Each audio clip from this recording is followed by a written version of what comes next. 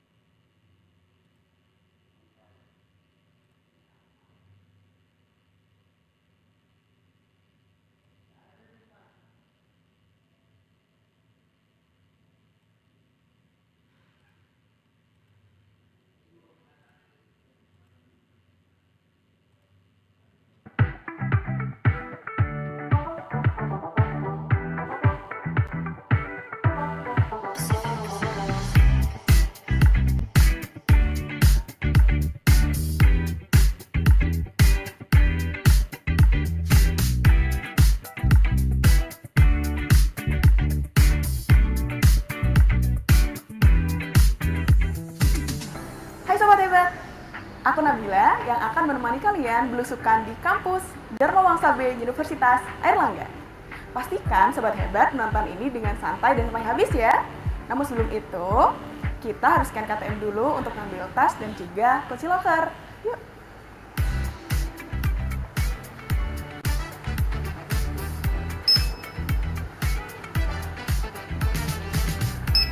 Makasih Pak.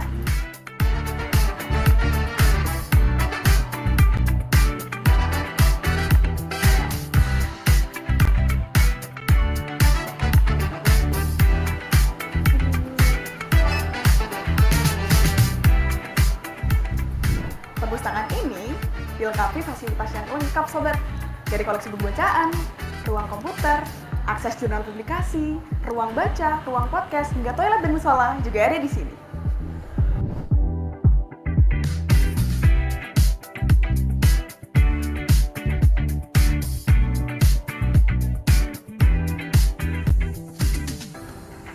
Komputer yang disediakan ini dapat kalian manfaatkan untuk mengakses e-researchers seperti katalog buku, jurnal, atau dataset yang kalian perlukan selama masa perkuliahan.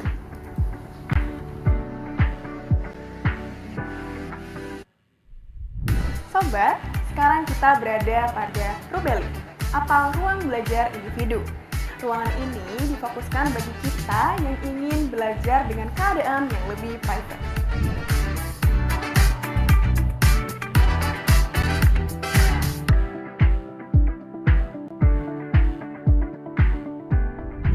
Sobat, kita sekarang berada di ruangan Narayana. Ruangan ini dibuat khusus bagi teman-teman penyandang disabilitas.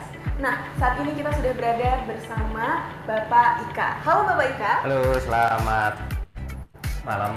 Oke, baik Bapak. Apakah ada informasi yang Bapak bisa sampaikan mengenai ruangan ini? Ya, jadi ruangan Narayana ini memang kami sediakan untuk rekan-rekan disabilitas. Kami sediakan beberapa perangkat komputer, 3 komputer yang dilengkapi dengan software non-desktop visual access. Nah, jadi itu komputer bisa mengeluarkan suara. Selain itu, kami juga menyediakan salah satu perangkat yaitu ZoomX magnifier yang memang dikhususkan untuk pemustaka yang low vision. Jadi tidak hanya dia memperbesar dari gambar, tetapi dia juga bisa mengatur kontras dan mungkin warna. Jadi barangkali ada yang low vision yang dia lemah terhadap warna tertentu bisa memanfaatkan fasilitas ini. Jadi mungkin itu yang bisa kami sampaikan terkait dengan ruang Narayana. Baik, terima kasih banyak Bapak atas informasinya mengenai ruang Narayana. Nah Sobat, keren banget kan? Jadi perpustakaan Universitas Airlangga juga bisa dioptimalkan bagi teman-teman dengan disabilitas.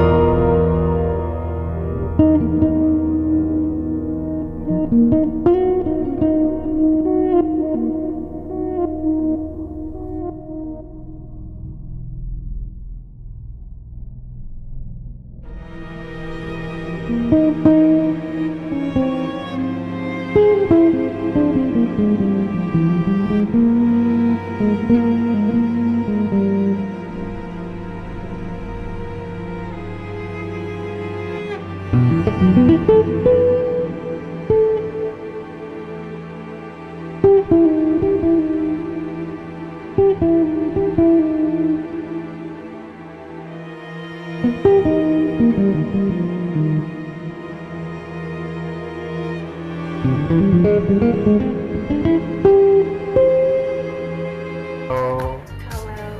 Jadi, apakah ada informasi yang perlu disampaikan atau perlu diketahui oleh teman-teman mengenai ruang Movio ini, Bapak? Baik, teman-teman, silahkan memanfaatkan Movio yang ada di lantai 3 Perpus Kampus B. Movio singkatan dari Media Audio Video karena kami memiliki 4 area e-learning untuk memanfaatkan beberapa komputer ini dengan compact disc atau DVD. Terus kemudian teman-teman bisa memanfaatkan ruang kolaborasi ini untuk bekerja sama dan bergabung dengan mini event yang diadakan Movio. Terus kemudian creativity, Anda bisa melakukan berbagai kegiatan kreativitas di sana karena bisa syuting live streaming melalui bisa TikTok atau Instagram. Juga di studio bisa melakukan pengambilan gambar, juga foto atau bahkan podcast. Begitu. Baik, terima kasih banyak Pak Agung. Sama-sama. Nah, itu dia teman-teman penjelasan mengenai ruang Movio ini. Selanjutnya kita akan pergi ke ruangan National Building Corner. Yuk. Nah sobat, sekarang kita berada di National Building Corner, di mana tempat ini sedang berada pada tahap pembaruan. Di tempat ini terdapat koleksi buku serta informasi mengenai sejarah Indonesia. Di tempat ini kita dapat melakukan aktivitas dengan lebih santai dengan adanya sofa, tempat lesehan, dan juga spot-spot menarik lainnya.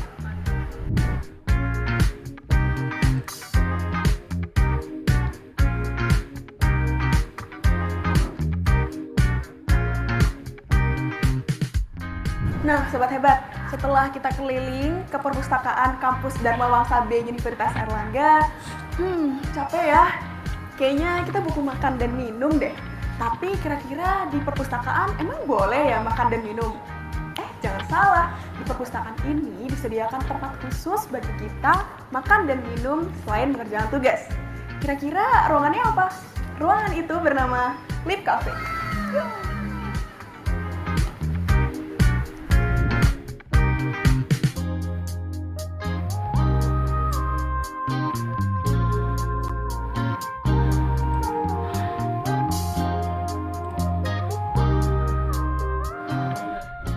Wah, asik sekali ya ternyata belusukan di perpustakaan kampus Dharma Wangsa B Universitas Airlangga. Ternyata banyak sekali fasilitas yang dapat membuat kita nyaman berada di sini. Nantikan konten belusukan lainnya hanya di channel YouTube Universitas Airlangga. Sampai jumpa Sobat Hebat!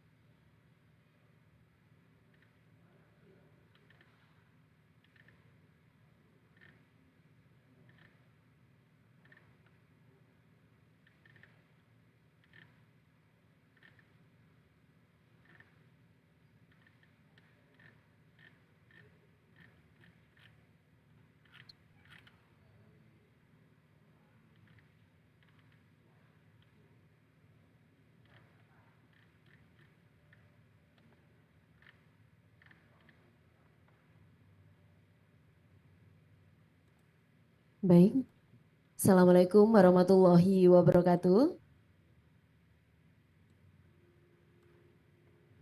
Selamat pagi dan salam sejahtera untuk kita semua. Selamat datang kami ucapkan kepada narasumber, moderator, Bapak Ibu dosen, peneliti, mahasiswa, serta rekan pustakawan. Puji syukur kehadirat Allah Subhanahu wa Ta'ala atas berkat dan rahmatnya kita dapat bertemu dalam acara Workshop Web of Science pada hari Selasa 27 Agustus 2024 di Ruang Parlina, Perpustakaan Unair Kampus B.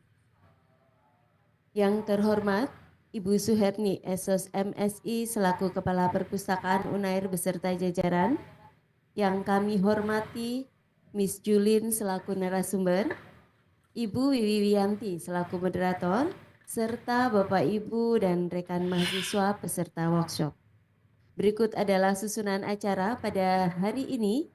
Yang pertama, pembukaan. Kedua, menyanyikan lagu Indonesia Raya dan himne Erlangga. Yang ketiga, pembacaan doa. Keempat, sambutan. Kelima, materi workshop. Keenam, penyerahan door prize, dan terakhir, penutup. Baik, untuk menginjak acara yang kedua yaitu menyanyikan lagu Indonesia Raya, dilanjutkan dengan himne Airlangga. Bapak Ibu dimohon untuk bangkit berdiri.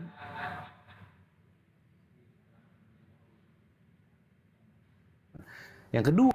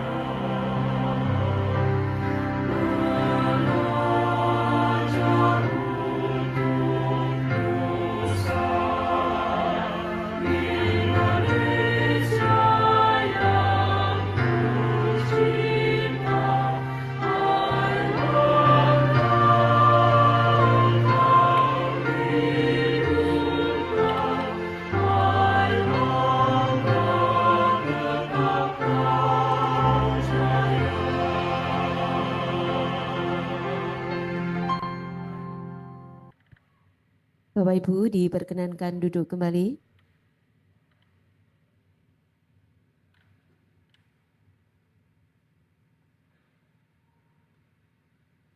Agar acara workshop pada hari ini dapat berjalan dengan lancar, marilah kita tundukkan kepala sejenak untuk berdoa sesuai dengan keyakinan kita masing-masing. Berdoa di Recording in progress.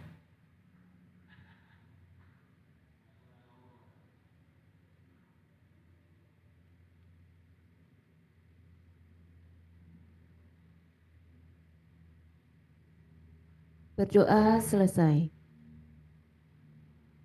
Baik, selanjutnya adalah sambutan dari Kepala Perpustakaan Universitas Airlangga yang diwakili oleh Kasih Kepustakawanan. Kepada Bapak Ika Rudianto, Esos MIKOM, kami silakan. Terima kasih.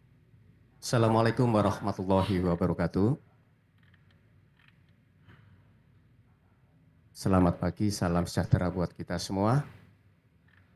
Alhamdulillahirabbil alamin. Saya cukup berbahagia pada pagi hari ini karena pada pagi hari ini kita melakukan workshop terkait Web of Science ini kali kedua untuk tahun ini, dan dihadiri banyak peserta ya, baik yang online di Zoom maupun yang hadir onsite di ruang Parlina Mujono ini. Tentunya ini berkat rahmat Allah Subhanahu wa taala. Ya, tidak lupa kami ucapkan syukur kepada Allah Subhanahu wa taala yang telah memberikan rahmat beliau. Saya ucapkan terima kasih kepada Miss Juling selaku konsultan ya, selaku Regional Solution Consultant dari Clarified, kemudian Mbak Wiwi selaku perwakilan dari iGroup. Terima kasih yang selama ini telah mensupport kami, dan tentunya kami ucapkan juga terima kasih atas kehadiran Bapak Ibu semua yang hadir secara online maupun offline, Bapak Ibu perwakilan dari dosen, kemudian peneliti, mahasiswa, pustakawan yang sedia kiranya hadir mengikuti workshop pada pagi hari ini. Perlu kita ketahui bahwa Universitas Airlangga telah beberapa tahun terakhir ini sudah berlangganan beberapa e-resources, salah satunya adalah Web of Science. Kita ketahui Web of Science itu adalah indexing jurnal, di mana manfaatnya banyak mungkin bagi Bapak Ibu semuanya. Tentunya di sini harapan kami dengan mengadakan workshop ini, kita nanti selepas dari workshop ini bisa meningkatkan dan mengoptimalkan pemanfaatan dari Web of Science itu, fitur-fiturnya apa saja itu bisa kita manfaatkan. Karena kita ketahui bahwa di Web of Science sendiri itu sudah sekitar ada 8.500-an jurnal yang sudah terindeks di situ dari sekitar 150 disiplin ilmu. Jadi itu silakan bisa dimanfaat, diikuti workshopnya dengan seksama dan kemudian kita implementasikan. Sekian akhirul kalam, saya ucapkan terima kasih. Wassalamualaikum warahmatullahi wabarakatuh. Selamat berworkshop ya.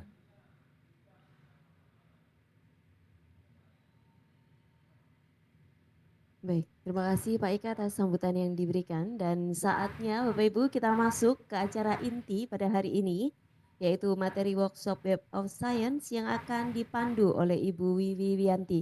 Kepada Ibu Wiwi kami persilakan.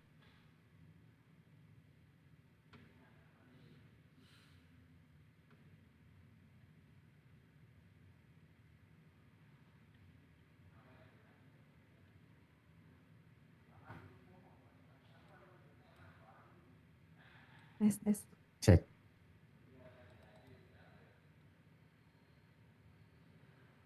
Assalamualaikum warahmatullahi wabarakatuh. Salam sejahtera, namo buddhaya. Selamat pagi kepada para peserta. Good morning ladies and gentlemen. Yang saya hormati Ibu Suherni selaku Kepala Perpustakaan Universitas Airlangga. Yang saya hormati kepada narasumber kita pemateri hari ini, Julin, selaku Senior Customer Success Consultant Clarivate. Dan yang saya hormati kepada seluruh tim perpustakaan dan kepada seluruh peserta audiensi yang telah hadir, baik mahasiswa, para peneliti, dosen, dan semua yang telah menyediakan waktunya pada pagi hari ini. Before I start this event, I would like to introduce myself first. I am Wiwi Wiyanti. I will be a moderator for today's event. Wait, but before I start, I want to read some pantun first to make the situation more enjoyable.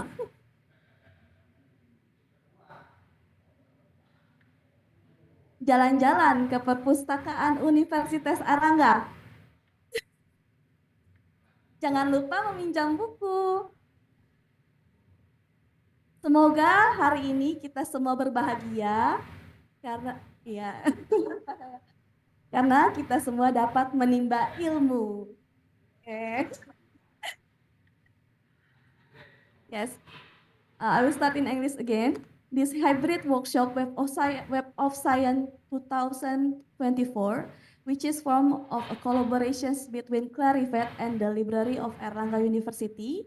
And I will read a brief information about our speaker today. I will share screen first. Wait.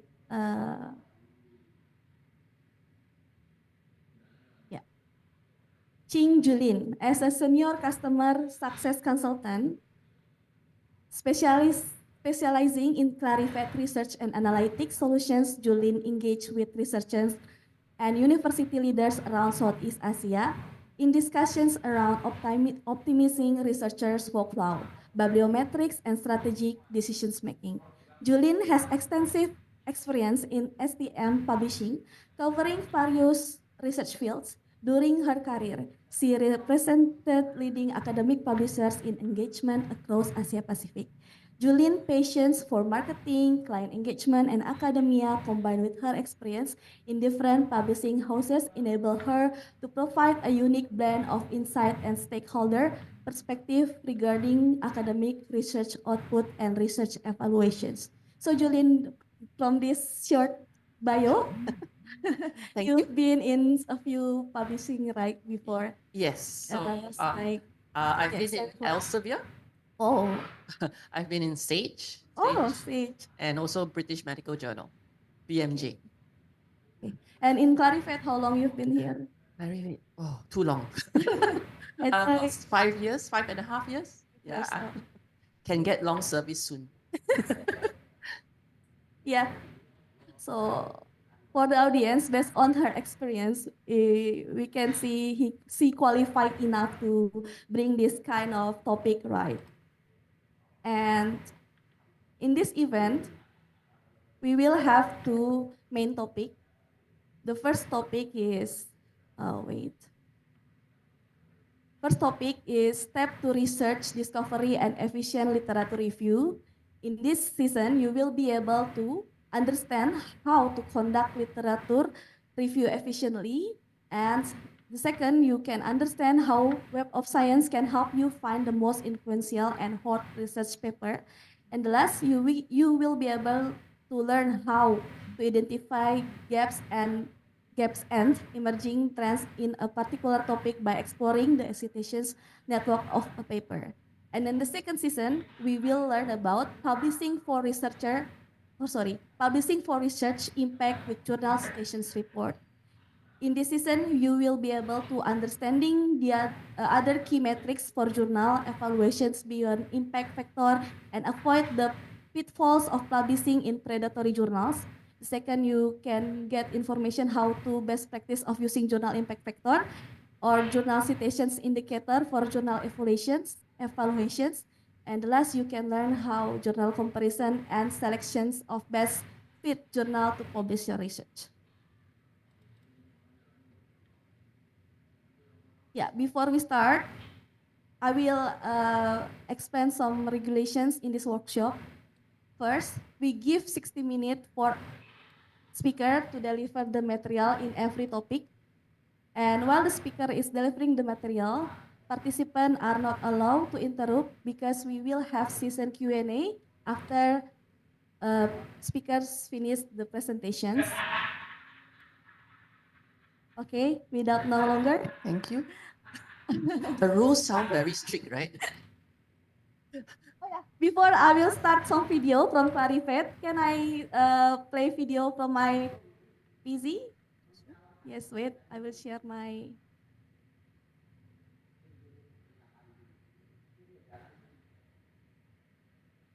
It's a brief, short brief information about Web of Science background.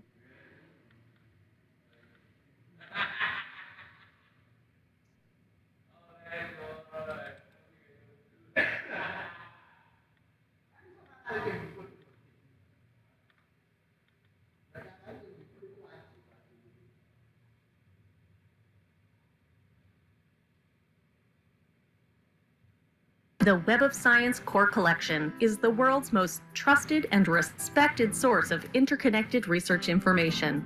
But we didn't arrive here overnight. It all started in 1955 with one man's revolutionary idea. Dr. Eugene Garfield recognized that the citations an article receives have inherent value and can reveal the relationships between science's great ideas in a way that traditional indexing cannot.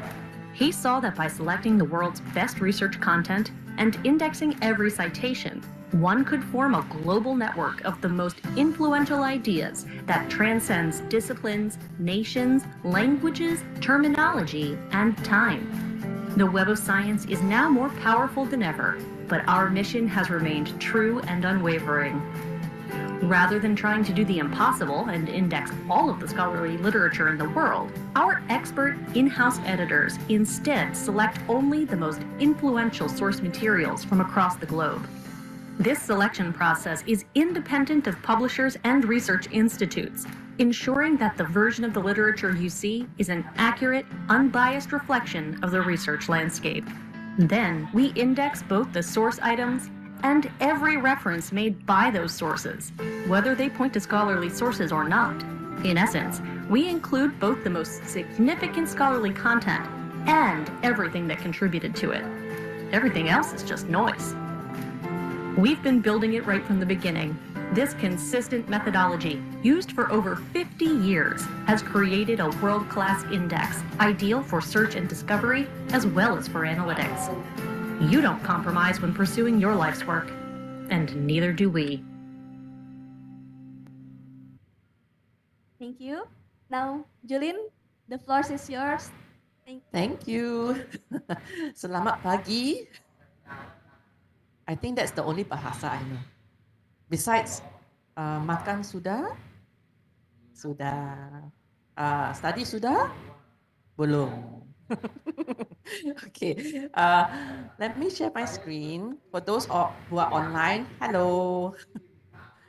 Okay, just close this. All right, so today, earlier on, Vivi gave your rules, very strict, Vivi. Here today, my role is to make it more enjoyable for all of you, okay?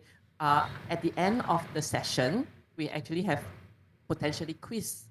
So you must pay attention. Okay? I will not be like your teacher, ada rotan. Okay? But we will test you on the things that we will present today. Okay? So show of hands. How many of you don't know Web of Science? How many of you don't know journal citation reports? I see some people like, it's okay. No right or wrong. That's why you're here. Yeah? So, you heard of journal impact factor? Okay. So, journal citation reports is the home of the journal impact factor. So, when you see on the publisher website, the journal, next to the journal, you have journal impact factor.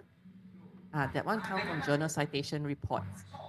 So today, I'm going to share about these two resources for you so that number one, you can easily find good research documents to use for your own research and reference.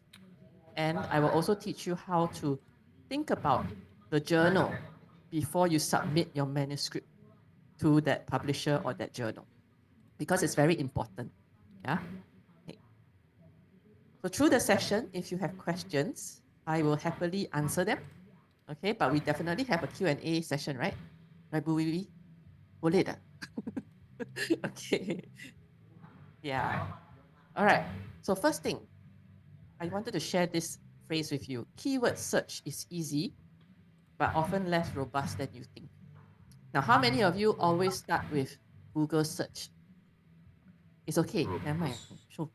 How many of you always start with Google search for anything? Me, yeah. For anything. So including your research also? Okay, some of you will start from maybe the journals that you know, yeah? Or you go to the library website and then you search the OPAC system, the library system, okay? But always you start with what? Keyword, right? Yeah. You know what keyword is searching? Keyword is only showing whether the word is present in the document or the abstract or the title. So if the term doesn't appear, then, but if it's relevant paper, it will not come up. Okay, so keyword searching is good, but you need to do more to get the more comprehensive information. But then nowadays, we all know there's AI, right? ChatGPT. Just the other day, I have a 10-year-old son. I cannot solve his maths problem. You know what I did? I went to ChatGPT. I typed in the question. First answer, not bad, but very long working. Then I type in another one, different answer. Then I say, how? So artificial intelligence is there now, but there is also some limitations to searching using AI. Yeah. So at the end of the day, you can rely on these different tools, but always make a sensible judgment for yourself when finding information. So then what can I use to find research documents? We come across the citation database. Earlier on, Bu Wiwi showed you the video of Web of Science. You saw the network, right? So one paper connected to another paper and so on, becoming a big spider web. That is the citation network. So a citation is a reference to other published materials. So when somebody put a reference in your research article, what is that for? What is that for? To acknowledge past research. Okay? Because you cannot suka-suka say, oh, this is my research, right? You must say, oh, I did use of this idea from this other document. So you need to put in a reference. So with this reference, that is the connection between research documents. And following this connection, you will then be able to see how that research has evolved over time and what are the potential gaps that you can plug with your own research. All right? So that's why I wanted to introduce the Web of Science platform to you. Now today, if any of you have your laptop with you, by the way, a big hint, later on, if I do pop quiz, you need to use Web of Science and JCR. So stand by your laptop, okay? All right. So for the Web of Science platform, it is an ecosystem. It allows for integration of many different types of content from the heart, which is our core collection, and also other specialized collections that can be subscribed separately. So there's things like InSpec for engineering, Medline, zoological records, and other non-publication literature. So like patent information, preprints, dissertations, and thesis. So within the Web of Science platform, there is potential to explore more than just published articles. Okay? These are all the different databases that are available, but of course for UNAIR, you have selected databases that you have access to. So for UNAIR, you have access to Web of Science core collection, the preprint citation index. Do you all know what is preprint? Okay. So before you publish an article in a journal, you submit your manuscript to the journal, right? So at the point of submitting the manuscript to the journal, if the journal says, yes, I will accept, okay, but it has to go through peer review. So before it goes through peer review, that is called preprint. That means belum peer review. So preprint allows you to see what is up and coming. So very, very important content to see. But you must use with caution. It gives you ideas, but it is not peer reviewed yet. Okay, so use with a pinch of salt. All right. Then we have dissertations and thesis. Now at university, you all have to write dissertations and thesis, right? To graduate. Okay. Would it be nice to see other universities' dissertations and thesis also? Yeah, you want to see those in Harvard? Yeah. Okay. This ProQuest Dissertations and Thesis Citation Index allows you to then see the dissertations and thesis from other countries' universities. Okay.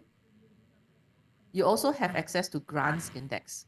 How many of you work with like real research work that requires funding? Anybody? No?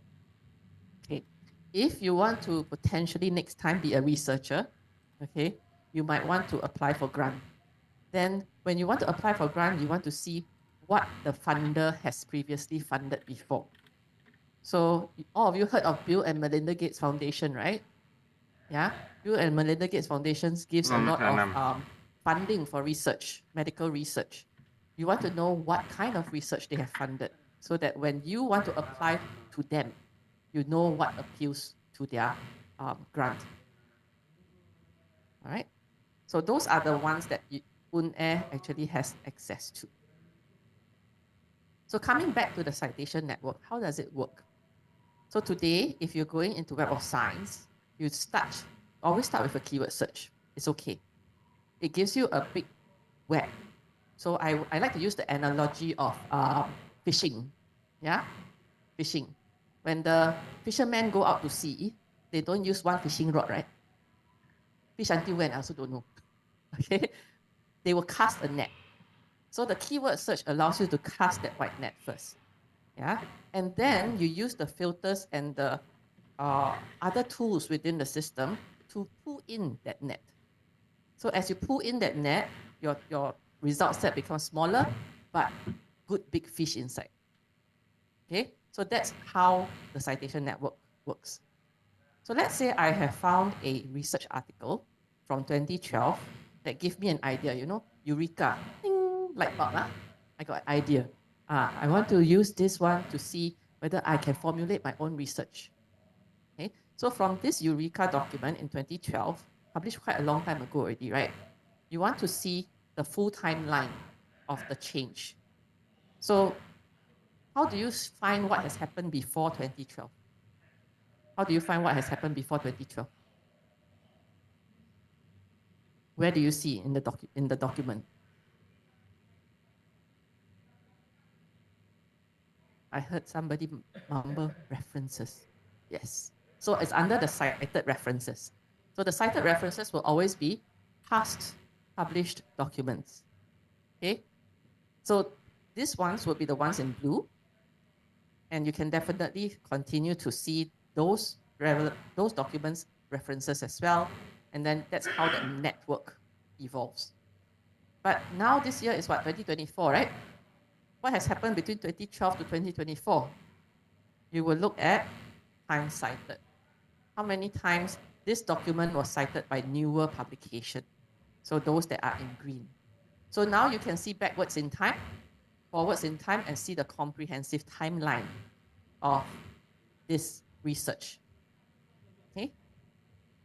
Then in Web of Science, we have a third one, which is the yellow related records. These are records that share similar references with the one that you were looking in 2012. That means out of maybe 20 references, 2 are the same. then we consider them related records. So on Web of Science, you can see all this different information from this network so that you can easily identify emerging trends and gaps. So when is this useful? When keyword to a topic is hard to define. Now, I think how many of you are from the library sciences? Library science, information science. Huh? Nobody? Library? Library science, information science.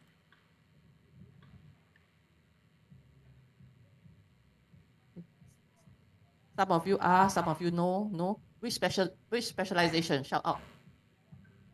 Where's your specialization? Health? Pharmacy? Okay, pharmacy, I know.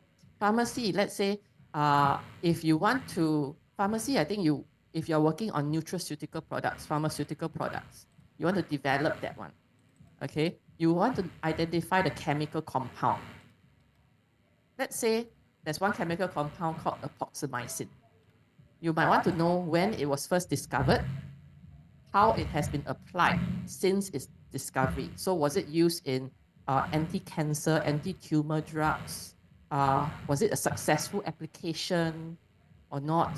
So through using the citation network, you can then see the changes and applications of that chemical compound. Now, another example is Internet of Things, IoT. Okay, anybody in computer science? No? No? Okay. If you're interested in IoT, it can be applied across a lot of different disciplines. Agriculture, engineering, computer, everything. But very hard to define those keywords. So that's why it's always important to use keywords to discover first, and then pinpoint exactly what is the topic that you want to work on. All right? Clear, yeah? So now I want to explain about the Web of Science core collection. This part, you all stay awake, okay? The core collection is actually the heart of the Web of Science. So the Web of Science core collection includes information like the journals, conference proceedings, and books that are selected and curated by Web of Science editor. So we are the ones that select the content to be included on Web of Science core collection. Now, some of you, your lecturers or professors might tell you, oh, I only want you to publish in Q1 journal, Q2 journal. That Q is from Web of Science core collection. All right. So in the Web of Science core collection, there are 4 journal indexes, which are the Science Citation Index Expanded, Social Science Citation Index, Arts and Humanities Citation Index, and the Emerging Sources Citation Index. So 4 journal indexes. What is the difference between emerging sources and the others? Okay, it's because of how we select. So every journal that wants to be included in Web of Science have to go through evaluation. The number of criteria minimum they have to fulfill is 24 quality criteria. If they meet the 24 quality criteria, they will be included in ESCI first, Emerging Sources Citation Index. Once they meet an additional 4 more impact criteria, they will then be included into the specialized indexes. So that's the difference. Those that are in the specialized indexes will be more impactful than the ones in ESCI. But every journal in Web of Science is considered trusted source. Okay? Then you have the conference proceedings and the books that also have a similar evaluation criteria and process. So what makes Web of Science different is that we are publisher neutral. So Web of Science does not publish any journal. So when you're looking in Web of Science, you don't have the full text. Okay, so some of you are like, cannot get full text. Then why I use Web of Science? Okay, the reason is because Web of Science pulls together all the multidiscipline research and it's abstract. So when you want to discover research, it allows you to quickly find what is relevant. If you want the full text, there is always a link to the full text. On Web of Science, up to 25% or so of the content is free to read. That means open access. So we also have open access journal inside, and these are all trusted open access journal and content. So if you want access to full text, there's always a link to the publisher's website to get the full text document.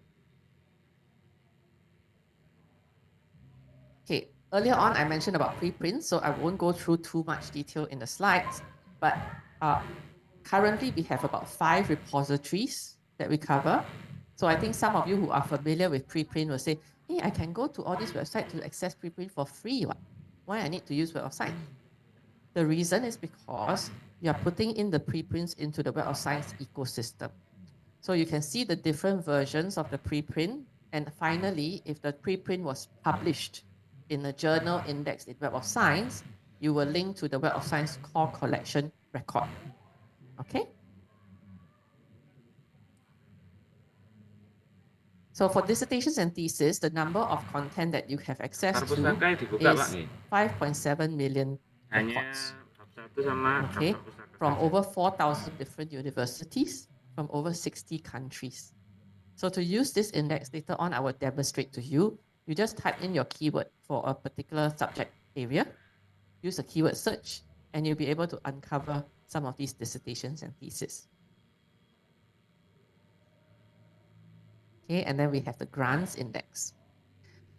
Now, the Web of Science actually has a lot of other tools. So it's beyond just looking for content. All right. We have some analytical tools that allow you to look deeper at the search results that you might be able to find. So 2 of these are analyze results and citation report. Now, analyze results may be a bit small for all of you at the back to see, but analyze results allow you to see who is publishing in this area of research in terms of researcher. Maybe you want to collaborate with them. It also allows you to identify what are the journals that publish in that particular research topic that you work on. So your research area might be very niche, very specific. So you can put in specific keywords into the search and then use the analyze results to discover the journals that are most relevant for that topic area.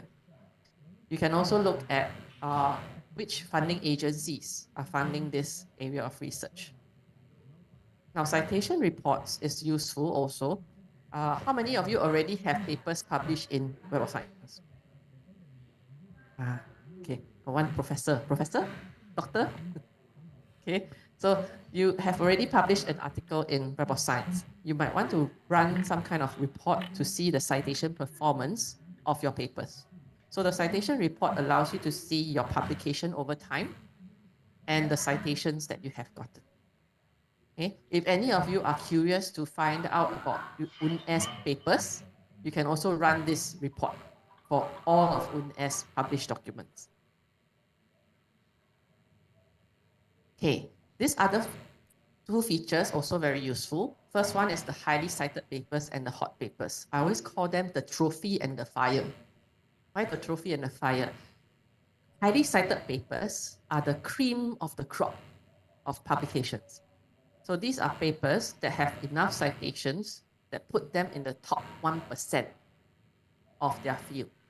So if you start exploring the literature, this could be the first set of documents you definitely have to read. So you can easily filter to highly cited papers and hot papers. Now, what is hot paper? Hot papers are those more recently published, usually in the past 2 years, that have enough citations to put them in not 1%, top 0.1%. Okay, so those hot papers will tell you what is the trend of the research.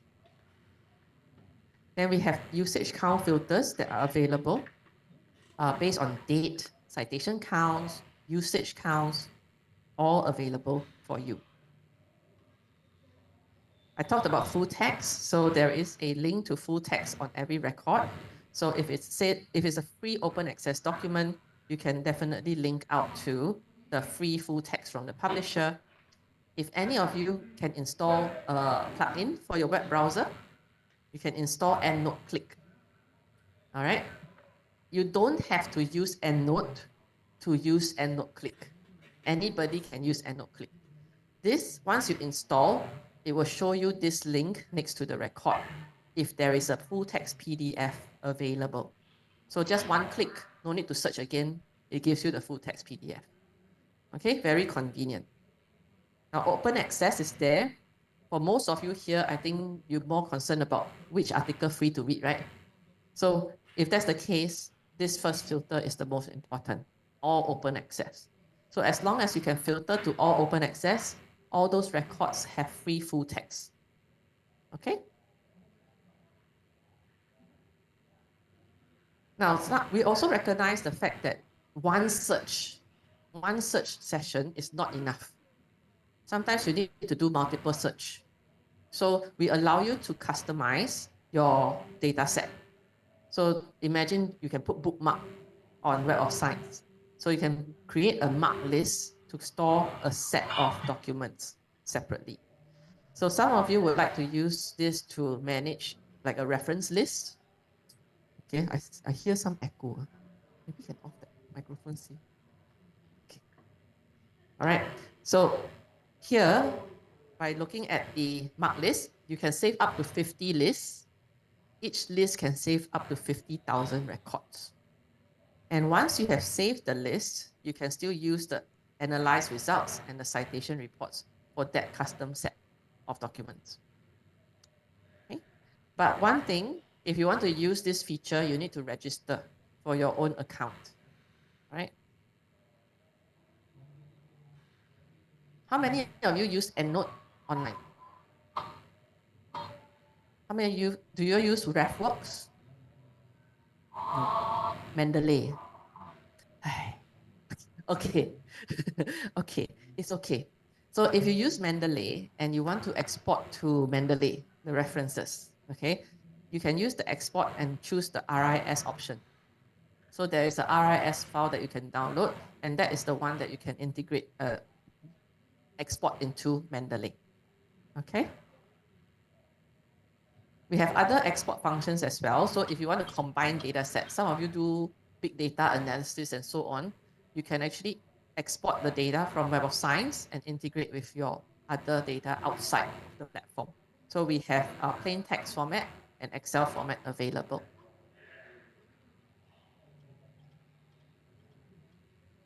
Okay, this one is the way that we classify our records. Is it from? Okay, I'm too near, is it? Okay, so the next part is actually our research categorization. Our documents are categorized by 3 ways. Okay, first is by research area. So research areas are the way that we classify journals. So every journal is assigned to one subject category at least, right? Then they will follow this categorization. But sometimes now journals are very interdisciplinary, multidisciplinary.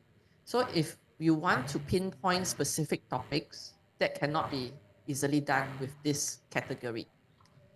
That's why we introduced this other one called citation topic. So citation topic allows you to drill to very niche topic areas. For example, here we have engineering and material science as the broad category. But under engineering and material science, there is something called thermodynamics. And under thermodynamics, there's another subcategory called organic Rankine cycle. So from this, on every document, you can run a new search that would specify this specific citation topic. SDG. How many of you have to report on SDG? Do you all know what is SDG? Sustainable Development Goals. Okay, so SDG is a categorization by UN, United Nations. So a lot of corporate companies, universities, they are all reporting on their contribution to the SDG goals. Yeah, so we have 17 SDG goals altogether, and you can also see where those documents are assigned to a SDG goal. Okay. Okay, the rest I will demonstrate later on. All right. This one, I will also share the slides with the library. Am I talking to the mic too close? Okay, I will talk softer, okay? All right. Okay, for this part, I will leave the slides with the library later on, but I will demonstrate how you can claim your researcher profile if you already have documents in the Web of Science. Okay. Okay. So now all of you got laptop or not? No laptop. You have iPad or phone or okay. As long as you connect to the network, you can go to webofscience.com and be able to browse the content on Web of Science. So accessing Web of Science is through either your library portal. So if you are off campus, you do off-campus access from the library website. Look for Web of Science. If you're on campus, as long as you're on the campus Wi-Fi, I think you should be able to access Web of Science directly. Okay, so once you go into Web of Science, this is how it looks like. Okay, for those of you who are online, if you have questions, you can type the questions in the chat as well.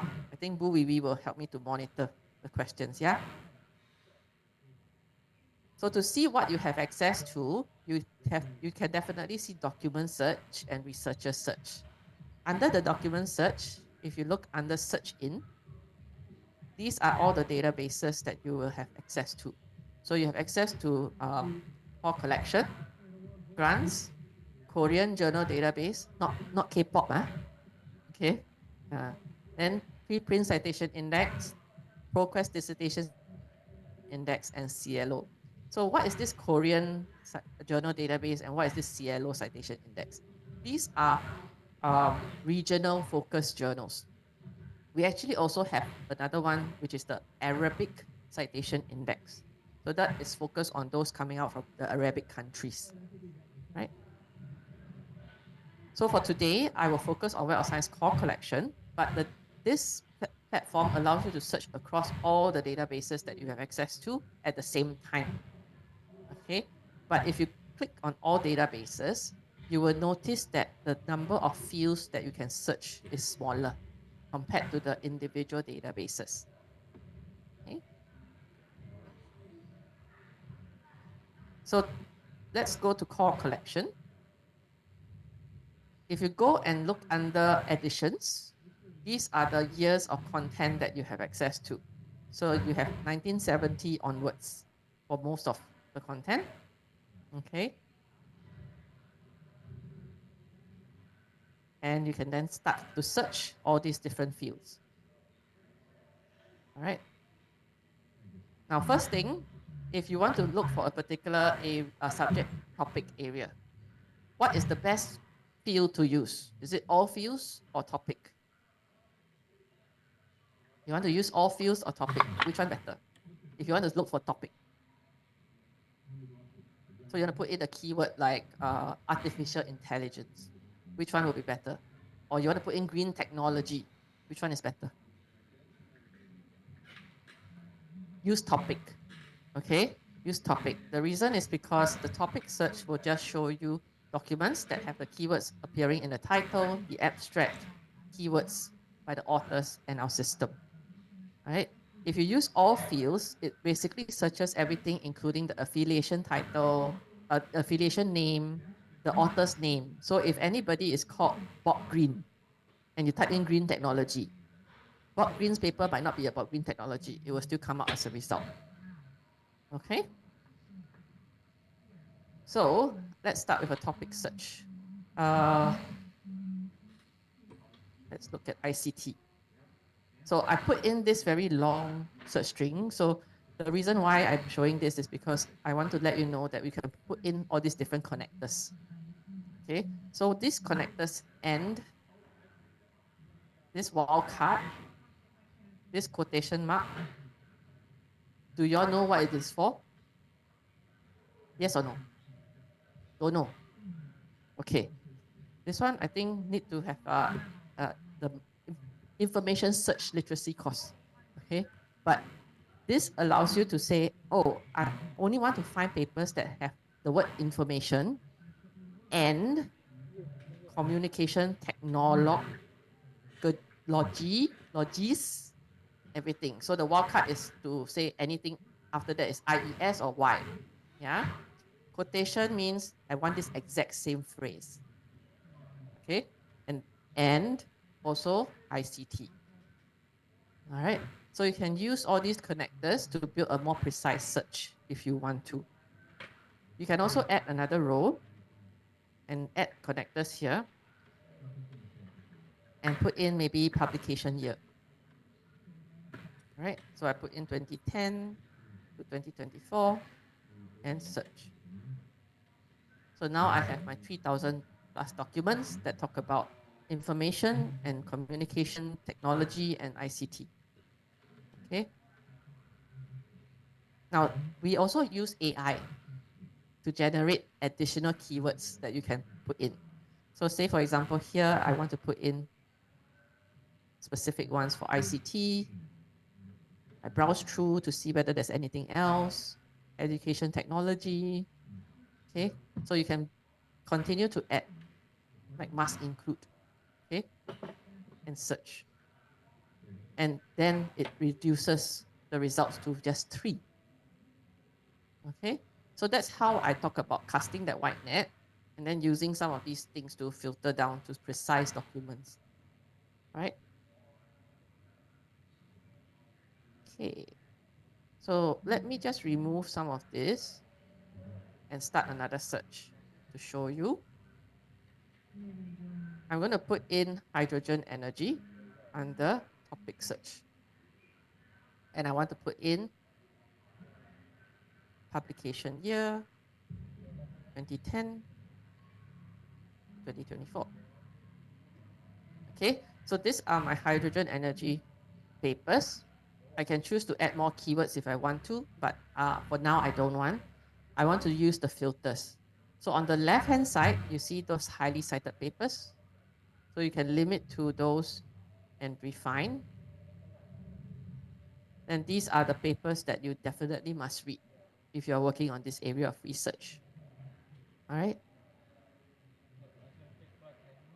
If you want to see which institutions are working on this area of research that are highly cited, you can then use analyze results.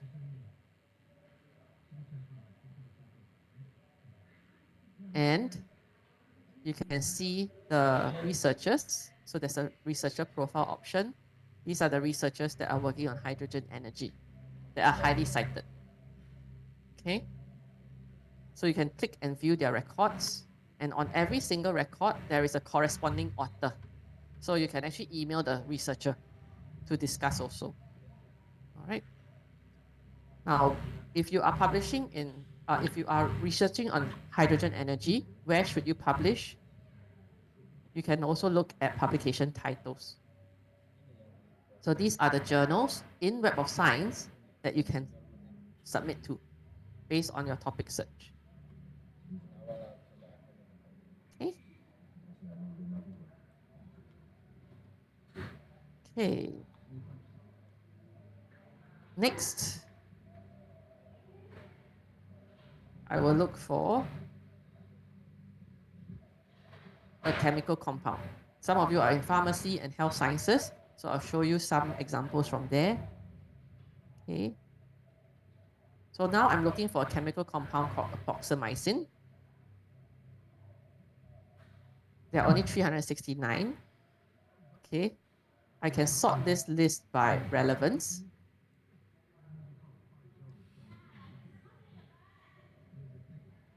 And I'll be able to see details about this article. Okay, so from this record, you can explore the citation network. So the citation network is on the right-hand side, and you can see the references used. So these are under cited references. So if you click on this 24, it will bring you down to the reference lists. So what is different for this article's reference list on Web of Science compared to what you see on the full text? What's the difference? Can you all see? If you see the article as a PDF, the reference list will just be listed as an article title, right? In Web of Science, you see the corresponding citation count. So you can see the importance of each of these references. I'm going to pause here. Any questions?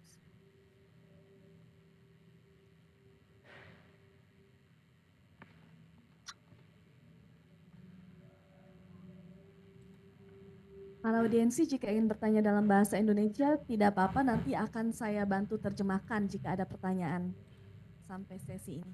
Did I go too fast? No? Okay. All right. Yeah. Yes. Okay, Julian, I want to ask, but I'm in bahasa, okay? Can Tolong then bantuin maybe you ya. could translate for me. It's okay. Nama dan bisa dibantu Oke. untuk nama dari mana? Ya, nama saya Novi, saya dari Perpustakaan UNER, librarian. Yang ingin saya tanyakan, Julian, apa bedanya kita melakukan pencarian, begini, kita melakukan pencarian by topic ya, tadi Julian sudah mempraktekkan. Kemudian setelah ada result, itu ada quick add keyword. Nah, quick add keyword ini ada tiga bahkan. Ada should include, must include, and not. Nah, what is different? Ah. And then, I think apakah itu kemudian mempersempit hasil pencarian? Kenapa kalau itu mempersempit tidak kita gunakan saja? Di awal pencarian kita gunakan and atau or maybe? Okay, thank you. Okay. Or you already understand? I assume. Okay. So the question's like this: what the difference when you do the searching with keywords, right? And after the result come, there are a keyword like must include, not include, and should include. What the difference? Why don't use that since the first when we trying to find keywords? Okay. So this is because of the way that we develop the AI suggestion. So this one, the should include, must include, do not include. Should include means that it doesn't really have to be there, but it's an additional keyword that we also want to include as the search result. Must include means that the document that you give me as a result must have this one, must have proteasome inhibition plus epoxamycin. So must have. If don't have these two, don't show me. Okay? Then do not include means to exclude the documents. So it's similar to the and or not. Okay? So that's why for now, this is because of the way that we develop this AI suggestion to tell people the difference between the connectors that we use without the AI suggestion and with the AI suggestion. So if without AI suggestions, we can And or manually and or not, Yeah. and with this new AI feature, they provide information must include, should include, like that. Yeah. Is it clear, Bu Novi? Jadi kalau misalnya pencarian di awal menggunakan and, sebetulnya must include, should include itu seperti melakukan pencarian boolean operator di awal seperti and or not. Tapi dengan adanya AI, pencariannya digunakan kata fiturnya menjadi must include, should include, seperti itu. Dan tentunya fungsinya untuk mempersempit pencarian. Oke. Saya pernah mencoba beberapa pencarian begitu. Kemudian saya mencoba untuk quick add keyword gitu. Saya sudah memfilternya waktu di awal pencarian, Mbak Wiwi. Tapi ternyata ketika saya gunakan quick add keyword, semakin meluas lagi gitu. Sebenarnya konsep yang ditambahkan oleh WASH di fitur quick add keyword itu sebenarnya fungsinya itu untuk apa? Lebih untuk memberikan suggestion keyword, another keyword yang sudah kita masukkan, atau apa begitu. Karena ketika saya cari kok semakin confused begitu. The question is, there are feature add keyword, right? When she add more keyword, the result it's wider, more than before. So she confused because she want to make it more small, but it turned out have more options. So what the functions itself from add keyword? Okay. For that case, I think if you can remember the search that you did, maybe you screenshot. I'll give you my email address, and then you send your example to me. I will check with our product team to find out why there's more result. Okay? Ya, nanti dikirim email aja nggih, nanti kita akan bantu carikan penyebab kenapa bisa terjadi seperti itu. I have questions, Julian, from myself. Cannot. Okay. Okay. No, it's okay. Before you suggest us when we do search by keywords, and we should prioritize the must-have paper and hot paper. But I do research by myself before when you explain, but I cannot find any most site paper, even the result like this 267, but no option most cited paper or hot paper. Which article I should choose if this condition? Okay, let me replicate what you searched. I Sharia management. and check. So it just happened to be this particular topic has no highly cited paper and no hot paper. Okay, there are certain topics that are very specific that might not have, because when we look at the highly cited papers, it's based on where this article is categorized. So say for example, this one is under the category of business and economics.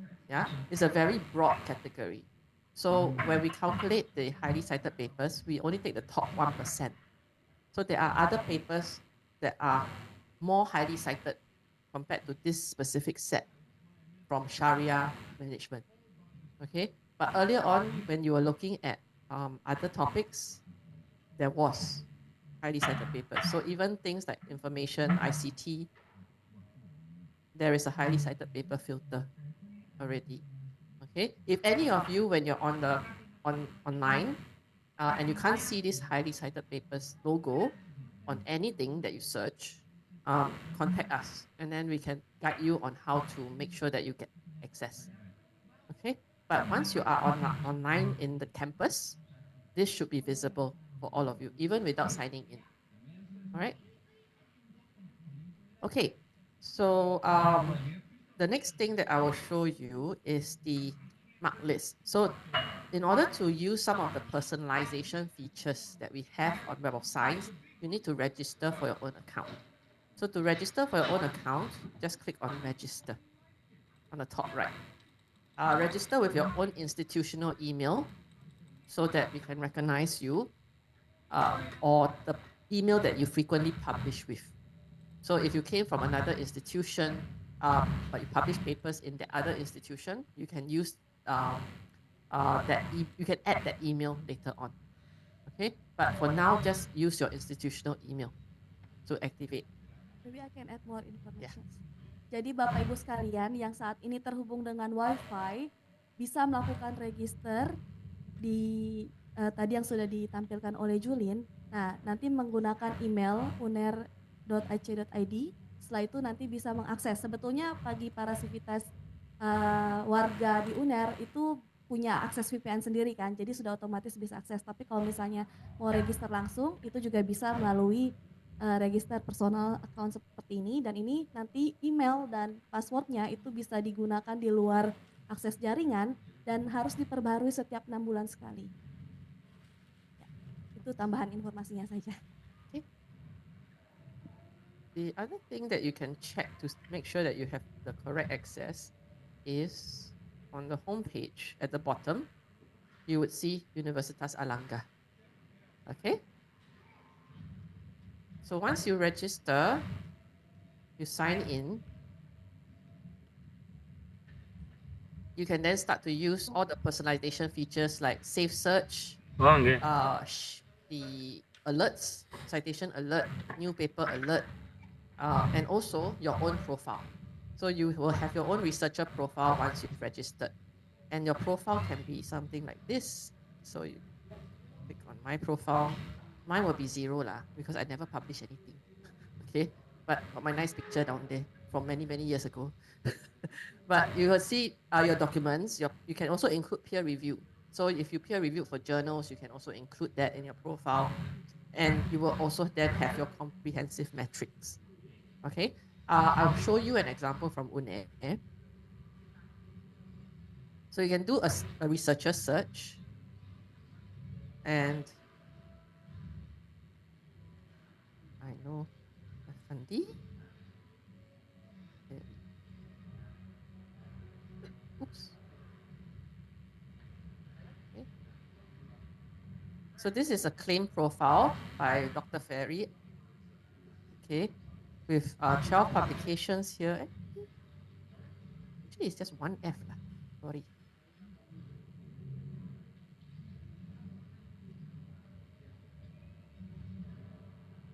Yeah, this one. Sorry, I clicked on the wrong Effendi. Okay, so this Ferry, these are the details that he can put in. So you can put in a picture. You can put in ORCID ID. Do you have ORCID ID? Some yes, some no. Okay, you can link and synchronize. So anything you update on ORCID, you can export into Web of Science. Okay.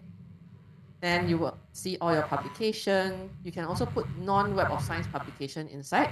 So if it's not indexed in Web of Science, you can still be there, but it will classify under non-indexed publication. Peer review, so it will show the list of journals that you peer reviewed for. Okay. And editor records can also be included. On the right-hand side, you would see your metrics. So total publication number is 201. You can see his H index. Core collection documents is 108. Okay, and then there's this special chart called author impact beam plot. So overall, this is the performance of all his papers. He is always performing at the 66th percentile of his field. Okay. We also have the author position filter. So you can show first author, last author, corresponding author. And you can see a dashboard. This dashboard will show you the full beam plot. So if you click on, just put your mouse over any of these dots. These are the publications and the respective performance in that year. Then we have the geographic citation map to see which countries are citing his papers and drill down to which organization and which paper. Okay, so you can click through this one, University Health and Allied Science. This article cited Dr. Ferry. Okay. All right. So to maintain your profile, there's a menu on the left under researcher profile. You can add publications from here. So you can just click add. And this circle will run. It's basically looking at your email addresses to match your publication. So if you have more than one email that you publish with, this is where you add your email addresses. Okay. All right, so that's the author search and researcher profiles. The other thing, final few things that I want to show you before we go into journal citation reports is cited reference search. To make your literature search more comprehensive, you might want to search the reference list of documents indexed in Web of Science.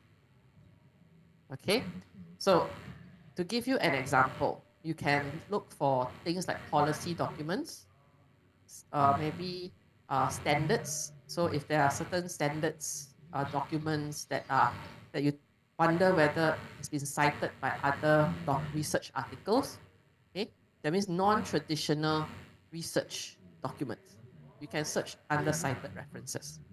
So say, for example, if you work in literature, okay, humanities, maybe you can look for an artwork, Mona Lisa. You can look for a song if you're looking in music. You can look for the Quran, okay, if you're doing Islamic studies. Okay, so I'm going to use this as example. So Web of Science does not index the Quran. Yeah, but you can search to see whether there's any research that has cited the Quran. So you can just put in cited work Quran, and you see there are 431 cited references found. So which are the articles that cited? Okay, I select everything and see the result. So these are the 667 articles on Web of Science core collection that have talked about the Quran. Okay, so the cited reference search can be quite useful to make sure that you cover all your search comprehensively, especially if you're working on certain research topics that have things like clinical studies and so on that you want to see whether has been referenced in any research. That's where you use cited reference search. Okay. Okay. Final one that I'll share with you is combining search results. Okay. So combining search results can be done under advanced search. And if any of you need practice or guidance on how to use Boolean connectors, this is where you can start to build your search yourself. Okay. So let's say information, add to query. I can choose the field, add, and then it will put this into a very nice Boolean search kind of format.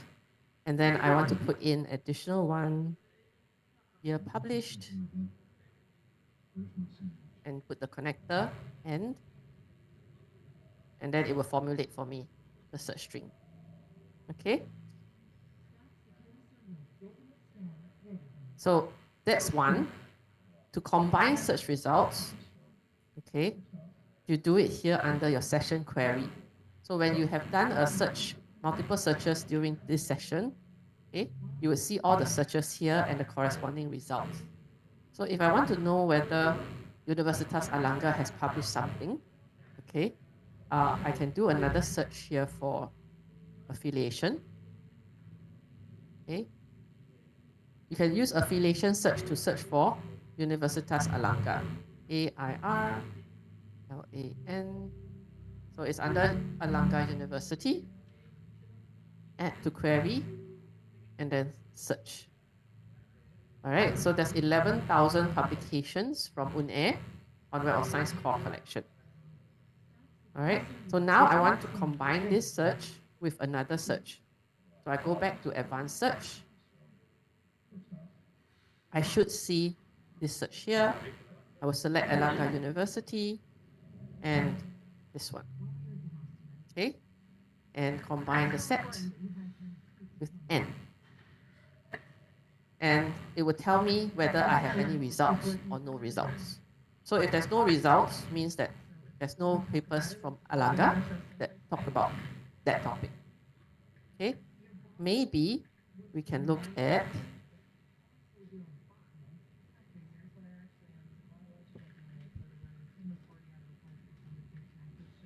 hydrogen energy and Universitas Airlangga. So there are 29 papers. So you can click on this 29, and this will be the papers from UNAIR that talk about hydrogen energy. Okay? How are we with time? Okay? I'm okay? All right. What else was there? Okay, the other thing that I haven't showed you is the citation report. So how are these papers performing? So let's say this 29 hydrogen papers from Airlangga. You want to click create a citation report. Okay, from here you can then see the publication over time, the citations, and the individual paper citations each year. Everything can be exported. If you want to know who is citing your paper, look under citing articles without self-citation and click on analyze. And these are the people or affiliations that are citing you. So other Airlangga University papers are citing that set of 24 papers. You have citations coming from UKM also, and the full list is here. Okay. So potentially, this can be useful to reach out for collaboration also, because they heard of your research. So they know you, they've used your research. So potentially you can reach out to them. Okay. So now we have a little bit of time for Web of Science. Any of you have topics that you want me to help you to find? Now is the special request time. It is also the most nervous time. Anybody? Sorry? Archive. Archive in what sense? Archive of what?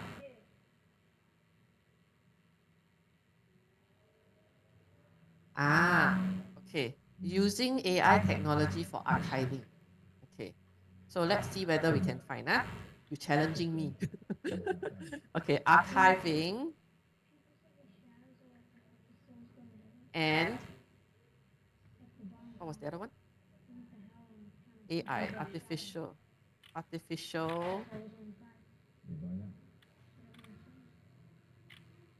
intelligence. We'll start with this one first. Archive and artificial intelligence as a topic. So there are 631 papers. Okay. And to see whether these are all related or if there's a specific field area of study, you can use the analyze results and look under citation topics. So this set of results have things around information and library sciences. So I assume that would be what you are specifically looking at, anything that is related to information and library science. Okay, so you can select that and limit to those result set. So these are the 32 publications that are talking about archiving in relation to library sciences that adopt artificial intelligence. Okay, so can you all see how potentially you can try and get a more precise search right now? Okay, and it's quite quick, right? All right. So I'll show you again. Do you need me to show you again? Okay.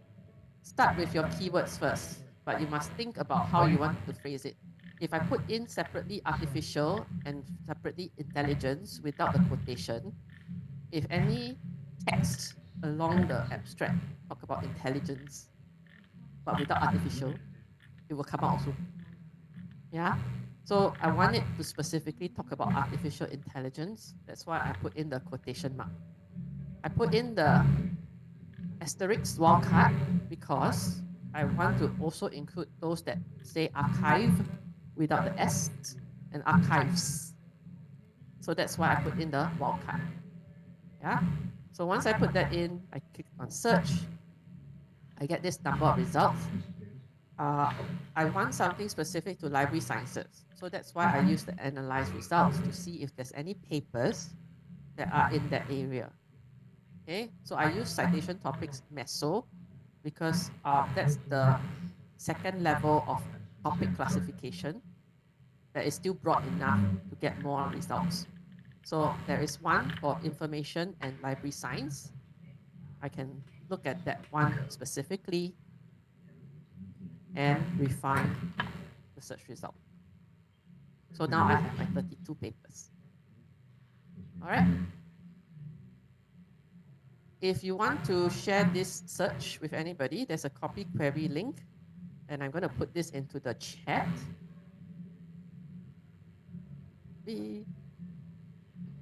And you can click on that to do the search. Exact search that I've just done. Okay. There are one questions from chat box about sent by personal. She say, hello, my name is Yasmin from Library Information Science. I want to ask about the collections in Web of Science. Is this WOS search engine only shows for WOS collections, or they can provide it from another scientific journal platform? Because it's good when we see broader results. That's a very good question. So what you see on Web of Science is only those that are indexed in the Web of Science, but it includes many different publishers. So it will include all the major publishers' content, but prerequisite is that they have met our quality criteria. The challenge of doing broader search, like if you want to use Google Scholar and all that to do a search for anything under the sun, is fine. But question is, do you know how to determine whether the publication is a trusted source? That is the other question. Because there's no curation.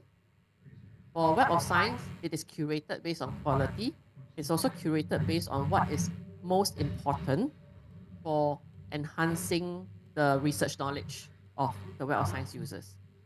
So I do understand that the more the merrier, but there's also pros and cons to having too much information. Yeah. Okay. So I hope that answers that question. Otherwise, you can always ask a follow-up question. Okay. Thank you. Okay. So I think that should be all. Should we take further questions for Web of Science first, or move to journal citation reports? Yeah, maybe we can start Q&A for Web of Science season now, and then after that CGR. Okay. Ya, Bapak Ibu masih ada pertanyaan lagi terkait tadi Web of Science. Mungkin sudah ada yang mencoba di laptop perangkatnya masing-masing dan ada kendala atau yang ada yang ingin ditanya, bisa ditanyakan atau apapun terkait Web of Science.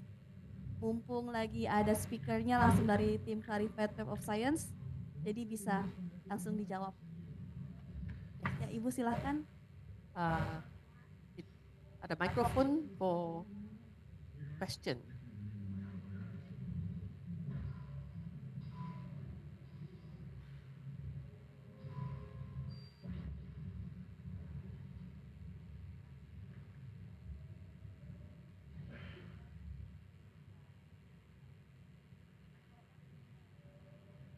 It seems that the most curated database for like a journal, because my field is medical science, can we say that even Web of Science is better than PubMed? Or like for the Scopus, I think that several journals that are included in a Scopus, in fact, they are not included in the Web of Science. Yes. Can I conclude that? Or it seems that it's more trusted. I know it's kind of funny question, but because you are from Web of Science. Yeah. But I just see here that the number of publications in Web of Science is much less than the one in Scopus. But in my what we call in UNAIR, it seems that we use quartile criteria, just so simply that it's Q1, Q2. So how about the Web of Science? How can we just simply rank out the journal? Thank you. Okay. So Maaf, dengan siapa? Dari mana? Oh, sorry for not introducing my name. I'm Nurina. Marina. I'm from Faculty of Medicine. Baik. Terima kasih Bu Marina. Yeah. So your question is, in terms of the content, which one will be better to use, right? At the end of the day, my advice is always to use trusted databases. So we won't limit you to use just Web of Science. We are not saying that just use Web of Science, but we are advocating that you need to make sure that whatever platform that you're using has done some kind of curation to make sure that what they index is trusted. So the criteria that we use to index our content can be very different from other databases as well. So like PubMed, they will have everything a lot more. Scopus also has their own criteria that includes other content. Okay, But we each have our own curation. There are also journals in Web of Science that is not in Scopus. Yeah. So it's always useful to use multi-databases to search more comprehensively, but make sure that it's trusted and curated. Yeah.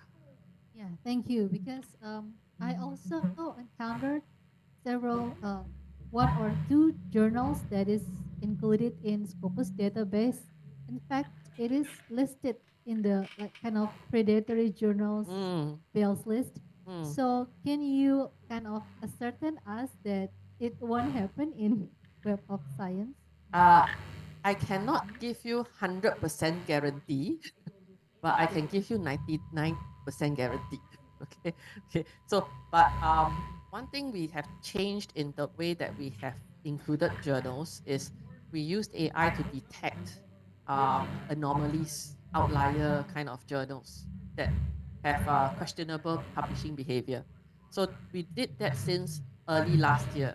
So early last year, we flagged out almost 300 or 400 journals to re-evaluate.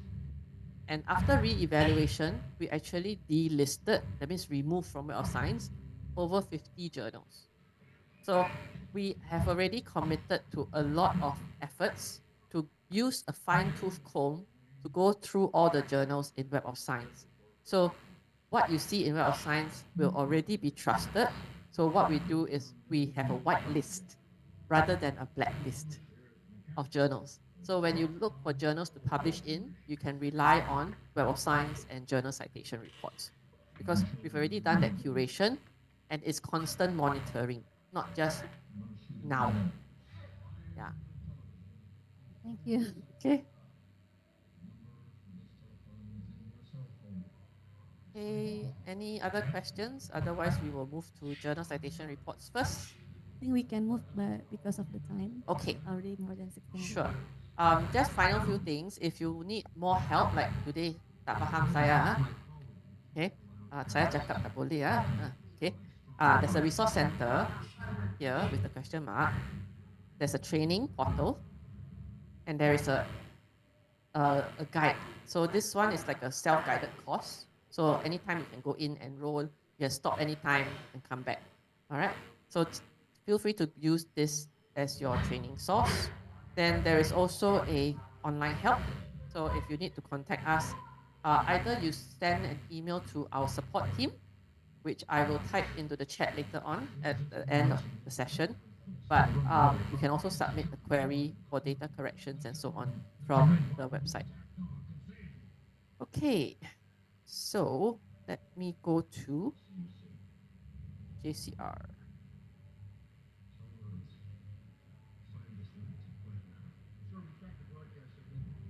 Okay. Now, just now for Web of Science, I gave you an overview of how to find literature, to find information. Now, it's about where to publish. Okay. How, at the moment, how do you all choose which journal to publish in? I asked my professor. My professor will give me a list to choose. Is it? Yes? Or I ask my friend, where you publish? Okay, but there's also some guidelines from the university. Am I right? So the university will probably give you some guideline on where to publish, or you can reach out to your library. Your library can also give you suggestions. Right? What I'm going to share with you today is something extra, because on journal citation reports, you can see a lot more metrics to give you idea of things like what kind of content is published in this journal. Is it close to what I am trying to publish? Is this journal publishing more of articles, original research articles, or reviews only? Because your manuscript type also different, right?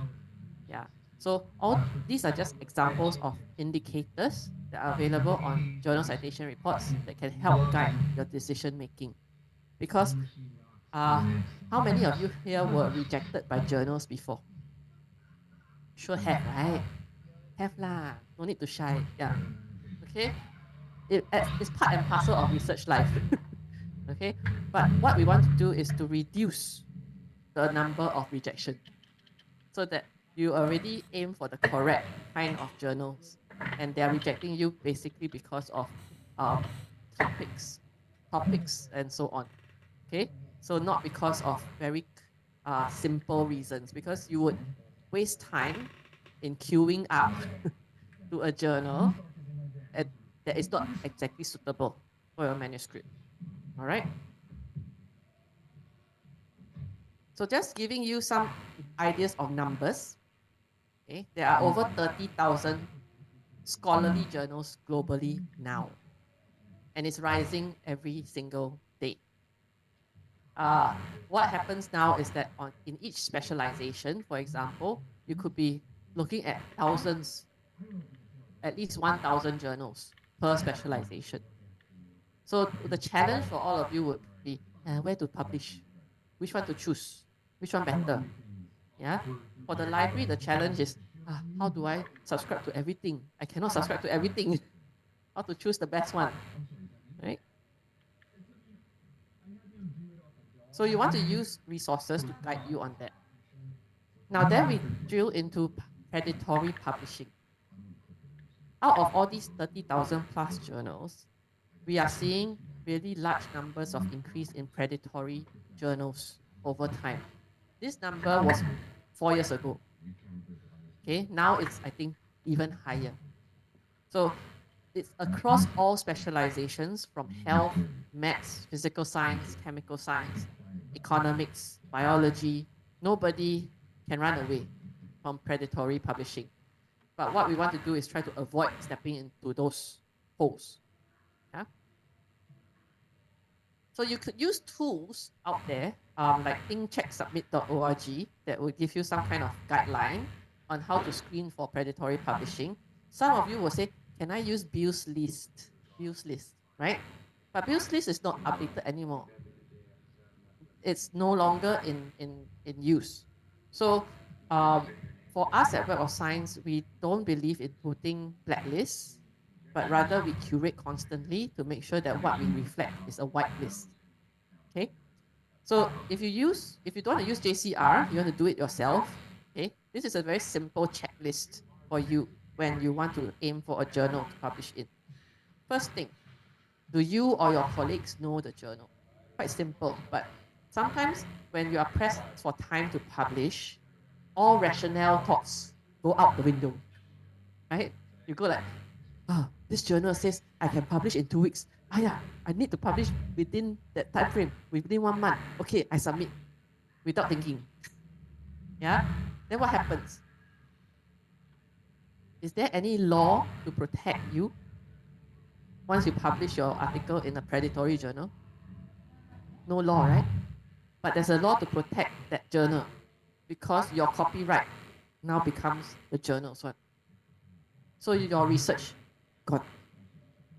So can you imagine you would spend 6 months doing your research, and because you submitted and published in a predatory journal or a journal that is not recognized, then all your effort wasted. So I always say, please check the journal. Okay? Next, can you easily identify and contact the publisher? Quite simple, right? Yeah. But sometimes there are some open access journals, smaller journals that don't really have a very reliable contact point. So you need to just double check that the contact details are there, it is contactable, and so on before you submit. Is the journal clear about the type of peer review it uses? All research has to go through peer review. There are different types of peer review. There's single blind, double blind, and now there's also open peer review. Okay? Make sure they state what type of peer review they use. Are articles indexed in services that you use?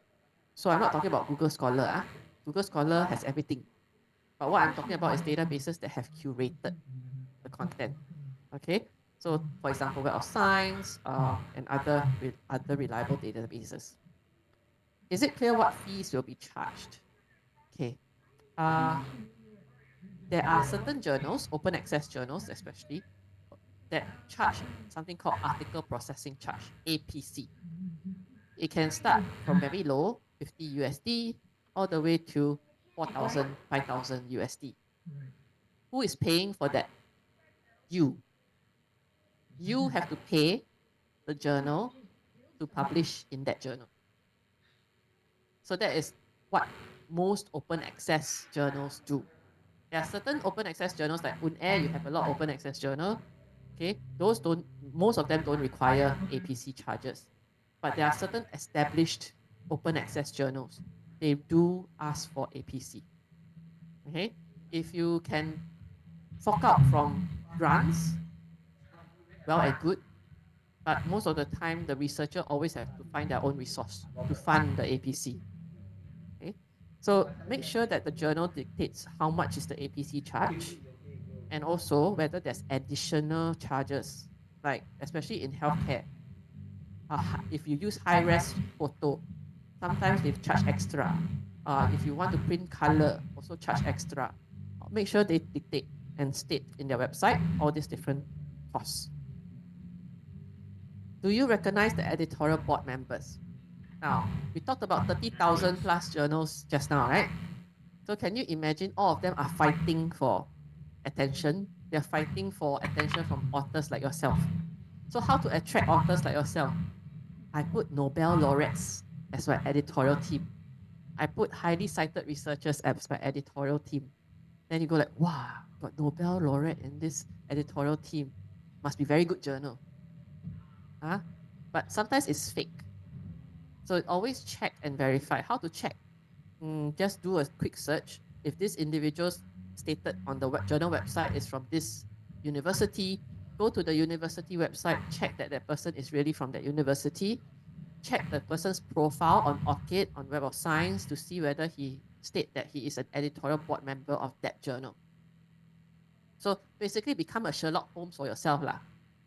Okay, and do some investigation. Next, is the publisher a member of a recognized industry initiative? Okay. Okay, so is it a recognized industry initiative? So publisher, not the journal. So most of the major publishers like Elsevier, Taylor and Francis, Wiley, they are part of the COPE, Committee on Publication Ethics. On the journal websites, make sure that you see statements about how they deal with publication ethics and research ethics. Okay? Nowadays, publication ethics should also include mention about how authors are using AI. So there should be some kind of guidance on whether you can use AI for paraphrasing, not copy-paste, paraphrasing. So all these have to be stated on the website. Okay.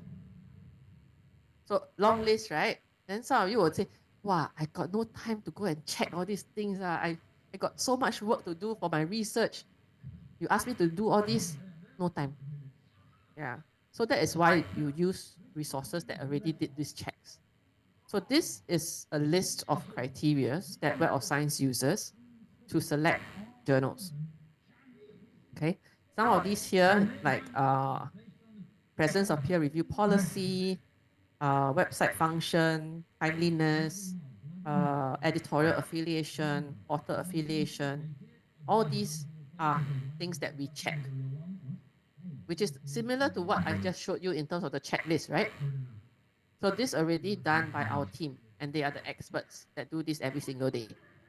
So you should be able to rely on the efforts of these editors. Okay?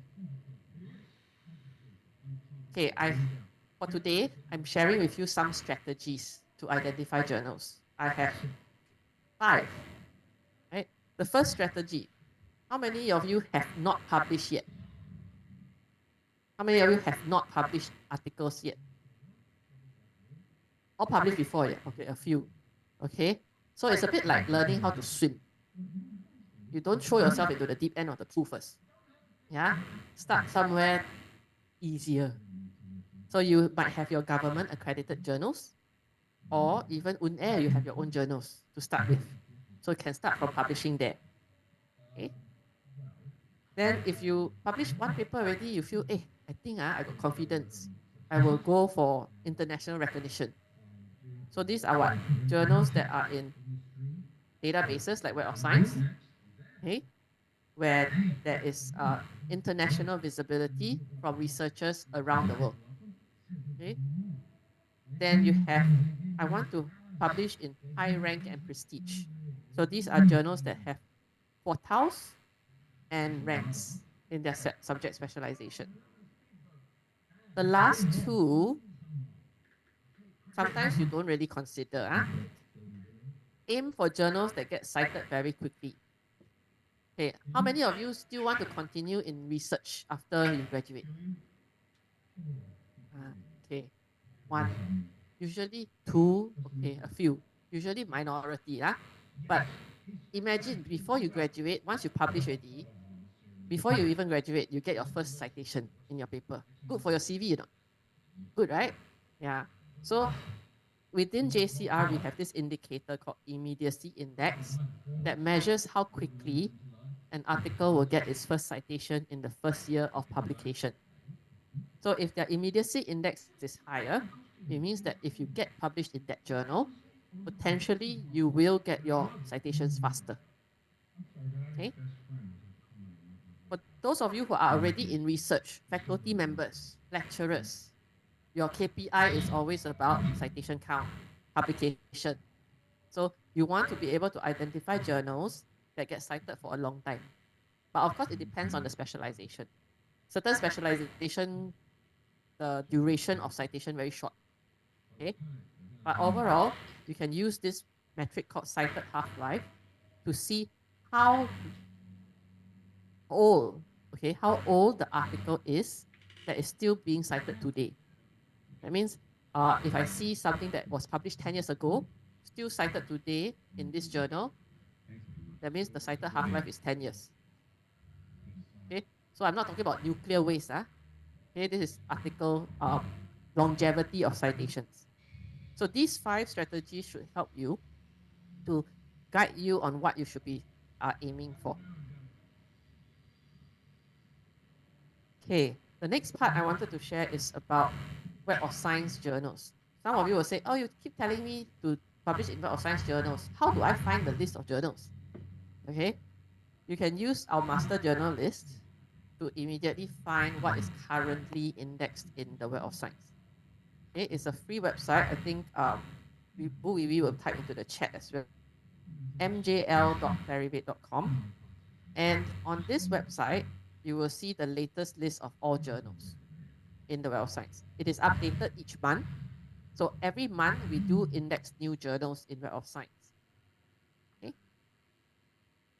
You can also download a list of those journals that were newly added each month from the download section. And you can see the list of journals that were removed, accepted, or ceased. Okay. For journals that are removed, there are usually 2 reasons: editorial delisting and production delisting. Because of our constant curation, if the journal no longer meets our criteria, sorry, bye-bye. They get kicked out of Web of Science. Okay? Some journals, had production for a while, and then suddenly, they not enough money, they stop. Then there's no new content coming to us. So we will also remove them. Okay? Then we have journals that have titles, ceased, and so on. Those are also reasons for those changes. Why am I showing you master journal list? Because master journal list will show you the latest titles. Journal citation reports is only a snapshot of journals that were indexed in the prior year, because we use that to calculate metrics. So it has to have a cutoff.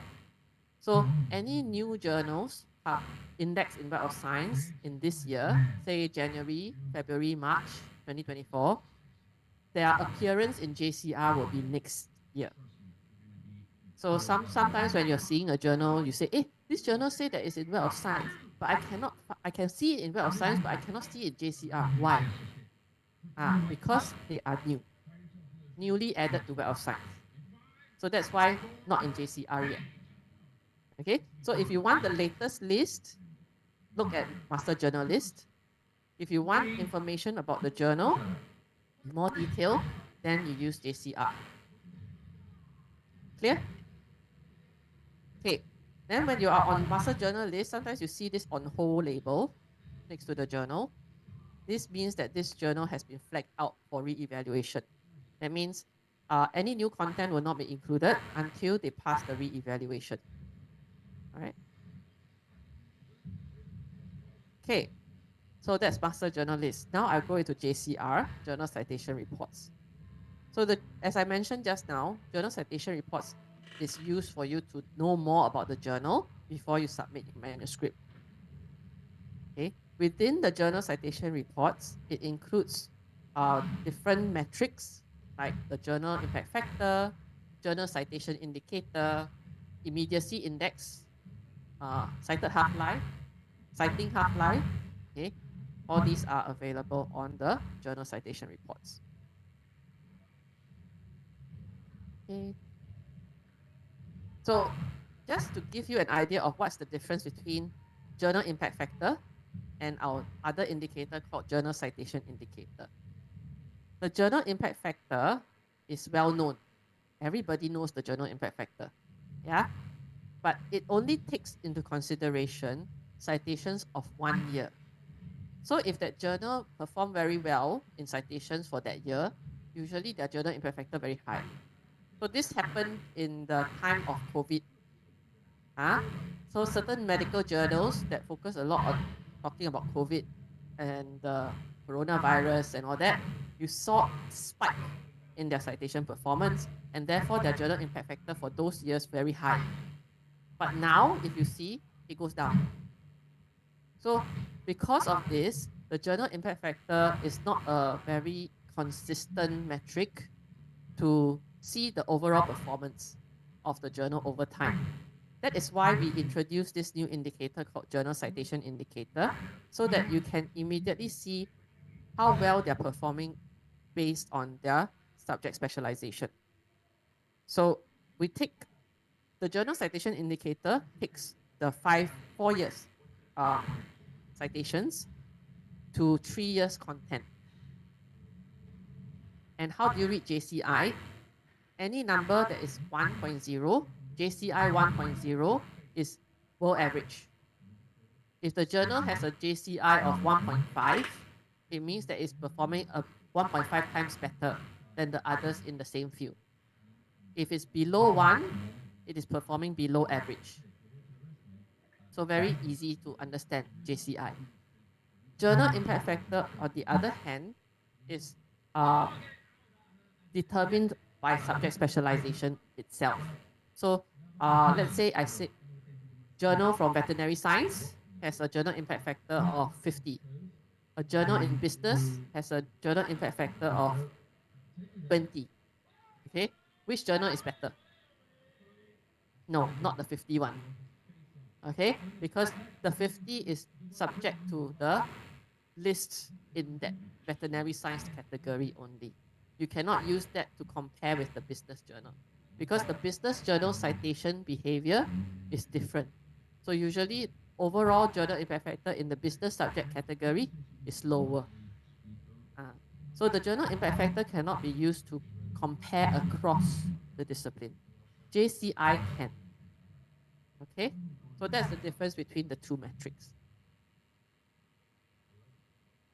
Okay, so what's new in this year's Journal Citation Reports? We have 21,848 journals, okay, that are included this year. It is a fixed number, as I mentioned, because it's a snapshot in time of all the journals up to end of 2023. The report is usually released every year in June. This year, we have introduced, actually since last year we introduced the Journal Impact Factor to ESCI and AHCI journals. So all journals now have a Journal Impact Factor.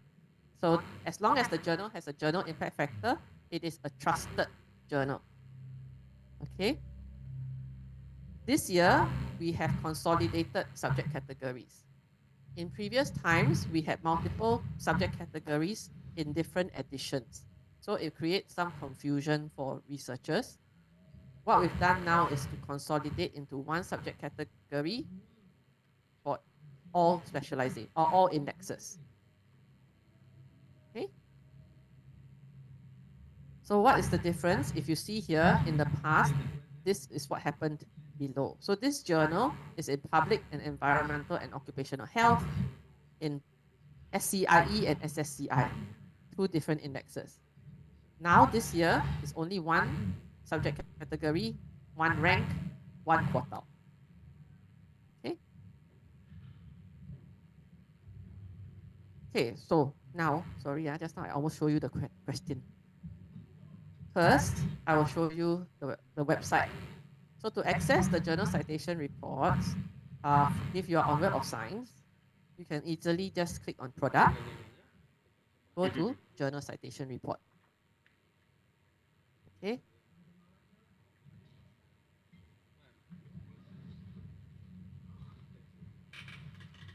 You don't have to sign in to access, but if you want to personalize, like add favorites list and so on, you need to register or use the Web of Science account if you registered just now.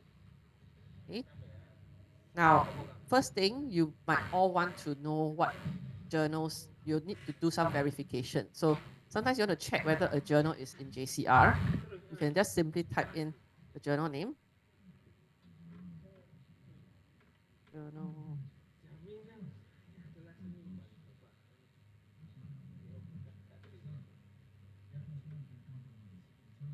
Okay, so let's say this journal. If the name is exactly there, it means this journal is in Web of Science, it is in JCR, and it has a journal impact factor. So you can click through and open up what we call the journal's profile. So every journal in JCR has their own journal profile page, and you can see the latest JCR year. Even though this year the report is 2024, the data is 2023. So 2023 is always the latest.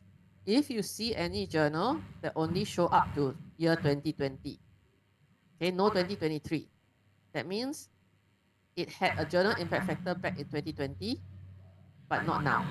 Now no journal impact factor. Okay.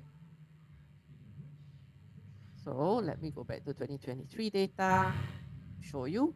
So here you can see the ISSN. So you can use this to double check on the journal's website that you're submitting to. Make sure it's the same ISSN. Check the publisher details, the publication frequency. Can I check with all of you? Do you all consider publication frequency when you submit your article? I see some nod, some blur. Why? Okay, publication frequency is the number of times a journal publishes an issue. Okay.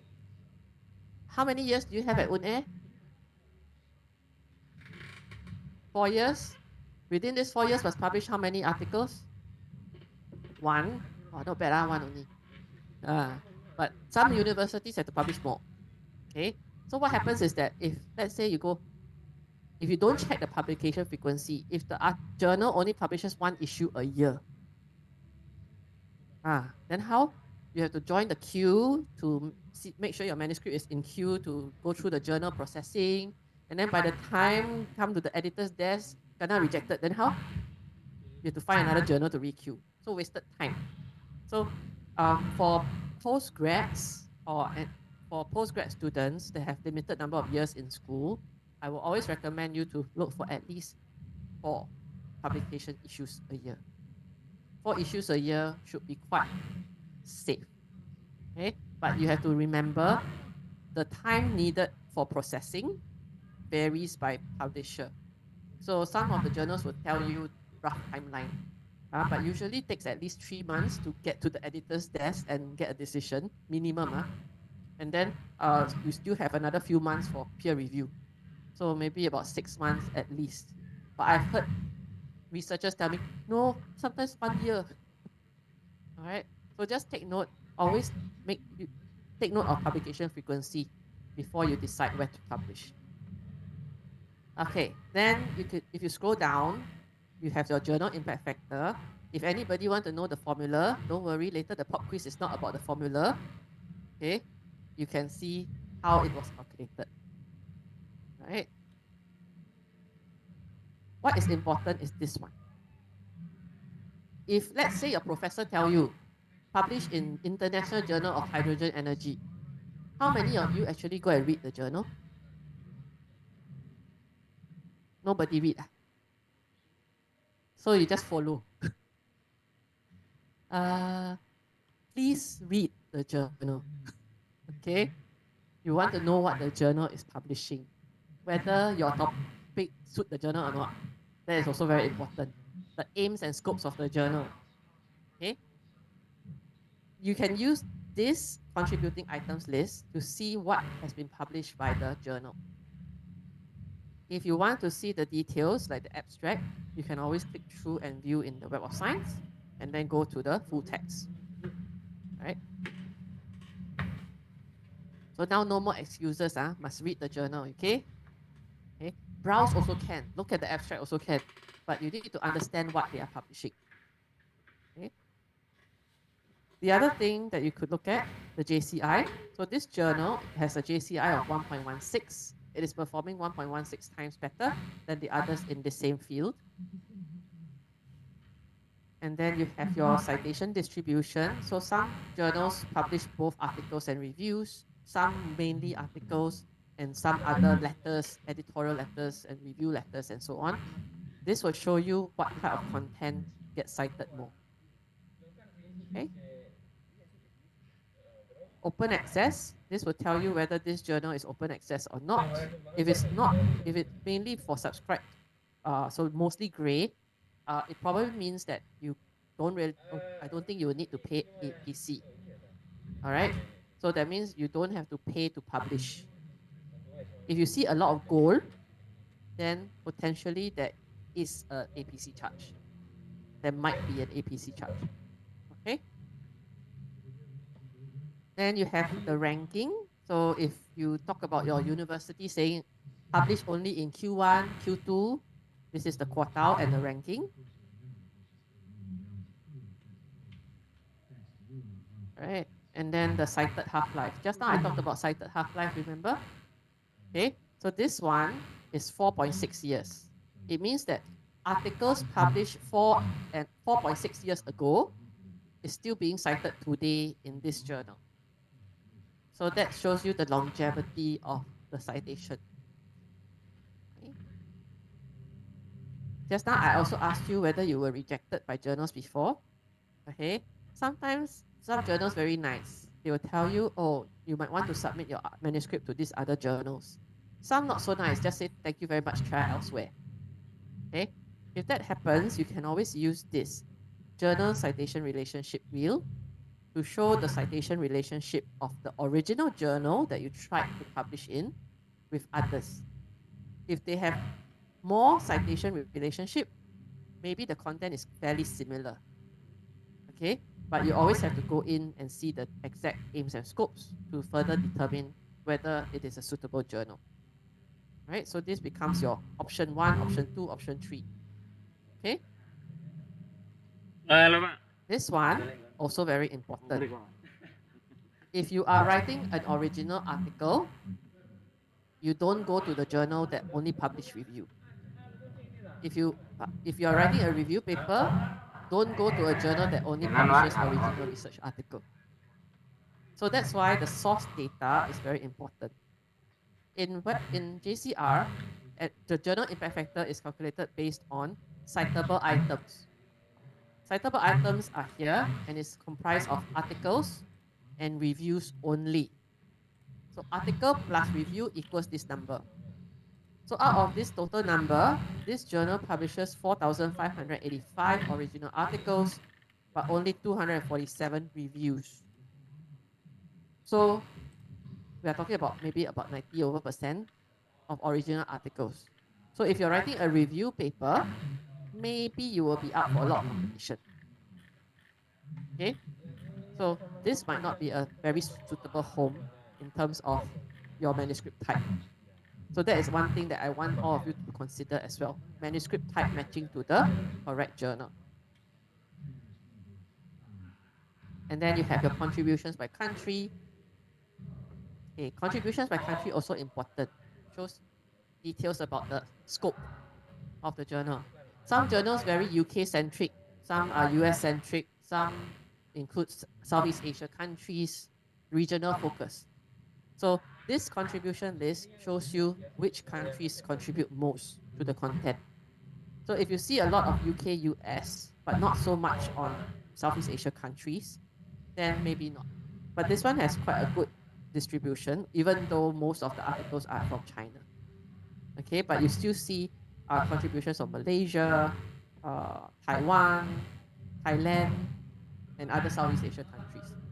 All right.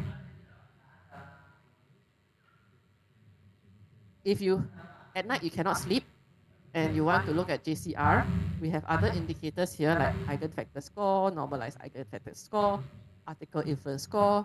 If you want to learn more, can click on learn more. Okay? But for today, my focus is on the immediacy index. So this immediacy index, if you open up the calculation, it shows you citations in 2023 divided by items published in 2023. So it means it is the citations per article for that year.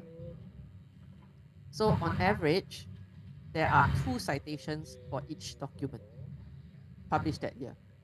So this indicator will tell you if you get published in this journal, potentially you will get cited fairly quickly in the first year. Okay, any value below 1, maybe not so great. Okay. Okay, so that's the journal profile page. A lot of information, right? Yes or no?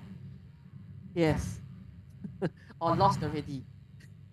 Okay, so every journal has this profile page, so I hope that you use this to review.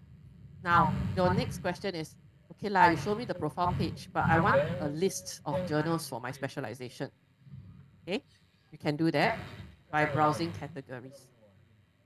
Okay, so there's these categories here. We have these different groups. Okay, today let's look at clinical medicine. Here, these are the various categories. If you are in healthcare sciences and services or health policy, you can choose these. So let's look at healthcare services. There are 175 journals in this specialization, and you can click on this number 175, and this will be the list of journals for your subject area. Okay. You can immediately see by default the journal impact factor and the quartile. But if you want the other indicators that I shared just now, just click on customize and you can put in the index. Percentage of articles in citable items is also useful. Cited half-life. And apply. And it will show here. You might have to scroll a little bit to see the other indicators. Okay. So this one, I want to show you this other indicator, percentage of articles in citable items. Okay, to use this one, take a look at the percentage. There are some of the journals here, 77%. It means that out of 100 articles, 100 documents in this journal, 77 of them are articles. 23 of them are reviews. Okay, this one will have a more proportionate distribution, 66 versus 34. Okay, so this would be a metric that helps you to ascertain the manuscript type. The other thing that you could use is the JCI versus journal impact factor. So let me just go back. Where's my JCI? Okay.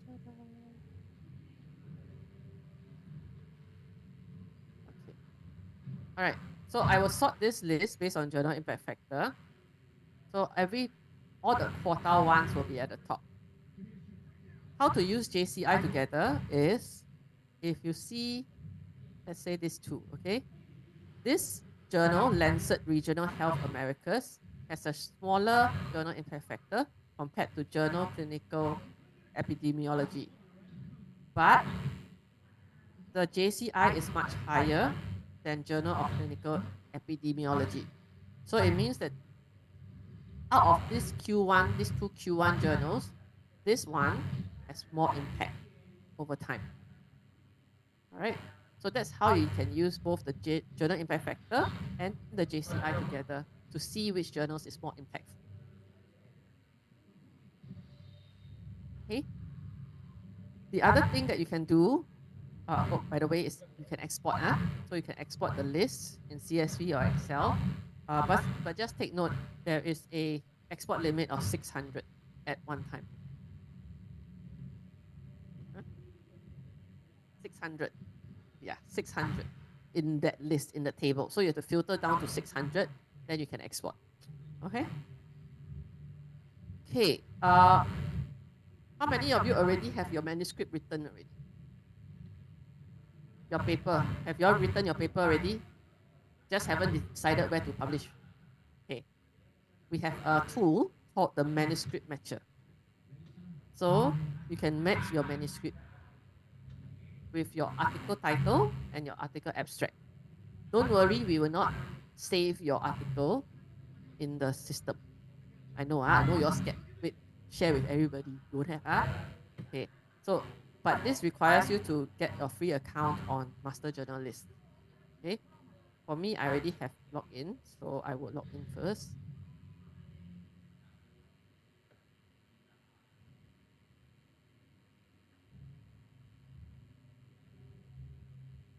So from here, manuscript matcher, you can just put in your title. So let me just copy something from here. Okay. So let's say I copy.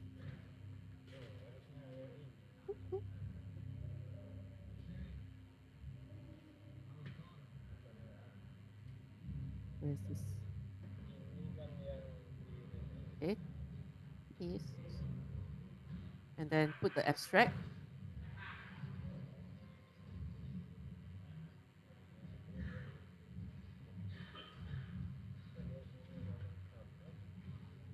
And then find journal. So based on your manuscript, we will say that we have used all these different keywords to help you to match your manuscript to a journal in Web of Science. So you have 27 that was suggested. First one is Applied Sciences Basel. You can then check, is it indexed in core collection? And what is used to match the manuscript. Then you have IEEE Access, Diagnostics as other suggested journals. From here, you can go and view the journal profile on Master Journal List. It will also show you the journal impact factor. Okay. It will also show you APC of the journal. It will show you the preprint information, peer review information, and also allow you to link to the website to make sure that you're going to the right journal. Because now there's also a lot of hijacked journals, right? Or fake journals that are same title. So you want to make sure that you're going to the correct website of the journal to submit. Okay. All right, so I think that's all that I have to share with you. In case you want to explore others, we have a Publishers Explorer and a Countries Explorer as well to see the journals in each country or journals by each publisher. Okay, and there's a filter on the left in case you want to filter to, let's say, only journals in a certain percentile of journal impact factor, like top 10%. You can also do those filters here. Okay. All right. Oh, we time. Okay, just nice. All right. So any questions? So now I think it's good to open up for questions for for this. So any questions? Yes. Where's the microphone for the questions? Microphone di mana? Boleh cakap? Yeah. You shout lah. Maaf, dari mana? Tahan. Check. Okay. Thank you. My name is Intan Firdausi Wardani. I come from Faculty Science of Technology. It's actually a very simple question. I have just tried to register.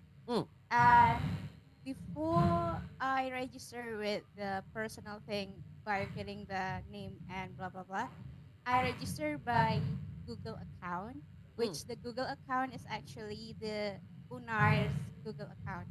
Is that still I can have the features of UNAR's as well? Yes. Oh, okay, then. Yes. All right. So even if you use your Gmail account, Hotmail account to register, it's fine because it will still link you to the access of UNAIR. Oh, Okay. The only thing is that if you leave UNAIR next time, okay, then your access will be cut off at a certain time. Okay, unless you come back to campus lah. Okay. All right. Thank you so much. Any other questions? Yes. All. We have time. Thank you. I. Okay, thank you so much. My name is Aziz from Faculty of Nursing. As a researcher or a student, maybe we have to publish our research in a reputable journal.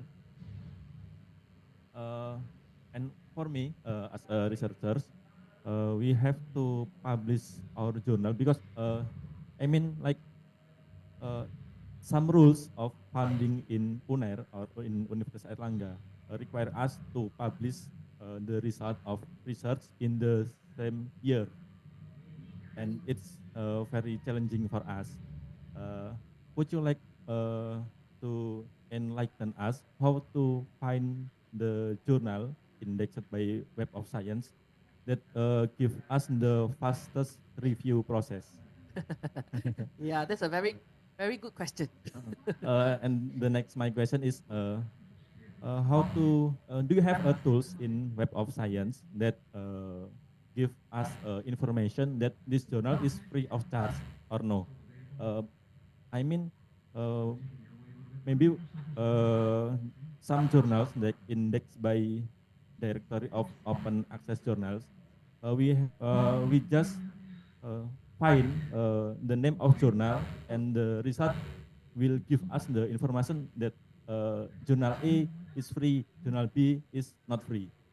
Do you have the platform maybe or tools from Web of Science? Thank you so much. Okay. That's a very good question. So I'll address your first question first. So with regards to how quickly a journal performs peer review, it's dependent on the journal. But what we do is we will include as much information as we can in our master journal list. So the duration of peer review, you can actually explore on the master journal list, search for the journal title that you are looking at, and then each journal will have the peer review policy. So if they would tell you this one, what type of peer review, some of them will tell the duration, we will list it here, but some they don't. So if the journal doesn't disclose that duration, we also don't have that information. So you can use this to check and see certain journals, but it really depends on whether the journal provides that detail to us. All right, so that's the information for peer review length. So if they don't disclose it on their website, one opportunity for you to see how quickly they do peer review is by looking at the existing articles. So look at the journal's existing articles. They should have included on the full text article, when was this article accepted, when was it reviewed, when was it corrected, and final production, which month. So you can then kind of roughly see the time frame. Yeah. So some journals will not disclose because if they disclose, they will be held accountable. Like the authors will keep coming to, why you haven't review my article. Why is it not published yet? Oh, okay. So that's the reason why some journals don't disclose. But you can investigate by looking at the article itself, roughly seeing the time frame for each article. Okay. Your other question was about which one is free to publish, which one is not free to publish. So which one will have APC, which one doesn't have APC. We don't have a quick search filter, but like the peer review policy, if it's on DOAJ, so if you search under master journal list, you search the journal, there's an open access filter. You can list the DOAJ journals. So these DOAJ journals, all of them are open access. So most of them should have APC collection. If you want to see what is the amount, okay, you can click into one. And then you scroll down to the open access information and rights. Some of them will never put in the APC, so you have to go to the website to check. Yeah, but if there's information from DOAJ that has the APC amount, it will be here on master journal list. Okay, so to get those two answers, use master journal list. Okay. Well, welcome. Yes. Thank you. My name is Ari Setia. I'm from Faculty of Veterinary Science, Veterinary Medicine. Yeah. So I want to ask about maths manuscript and we find journals. I already tried input my title and my abstract, and then the math result is many journal. So is the journal in this math result for recommendation manuscript us for submission, or this is just same research? So this would give you a guidance. So it will guide you on what options of journals you can submit to. So these are journals that you can publish. Yeah. So just now when I was showing you the manuscript matcher, so let me just copy.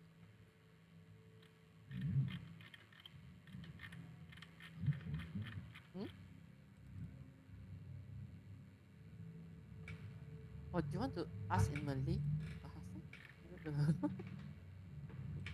So let me just show you this one again. So paste and find journals. So these are journals that probably publish similar to what you are publishing. So it is matched based on all these different keywords, and then you can use these as options for you to send in your manuscript, because the system already kind of have a higher match score based on what you have put in your abstract with what is published by the journal. Yeah, so it's like matching your manuscript to what is in the journal. Yeah, suggestions for the journal.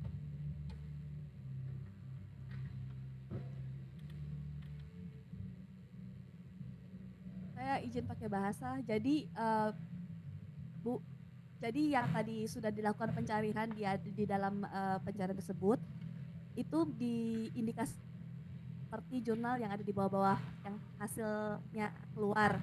Nah, jurnal itu bisa menjadi guidance untuk rujukan publish di situ atau submit di jurnal-jurnal yang ada di list result yang telah keluar. Seperti itu. Aristia. Thank you. Okay. Maybe I want to add more information about GCR. GCR is self-update every year. Every year. In June or July, 2 times. So June is the report. Then you will see all the publishers update their journal impact factor. And then another time we update for the data in November. That's why the data is only show 2023 because it's from last year and they need time to like 6 months. Okay. Yeah, to calculate all the results.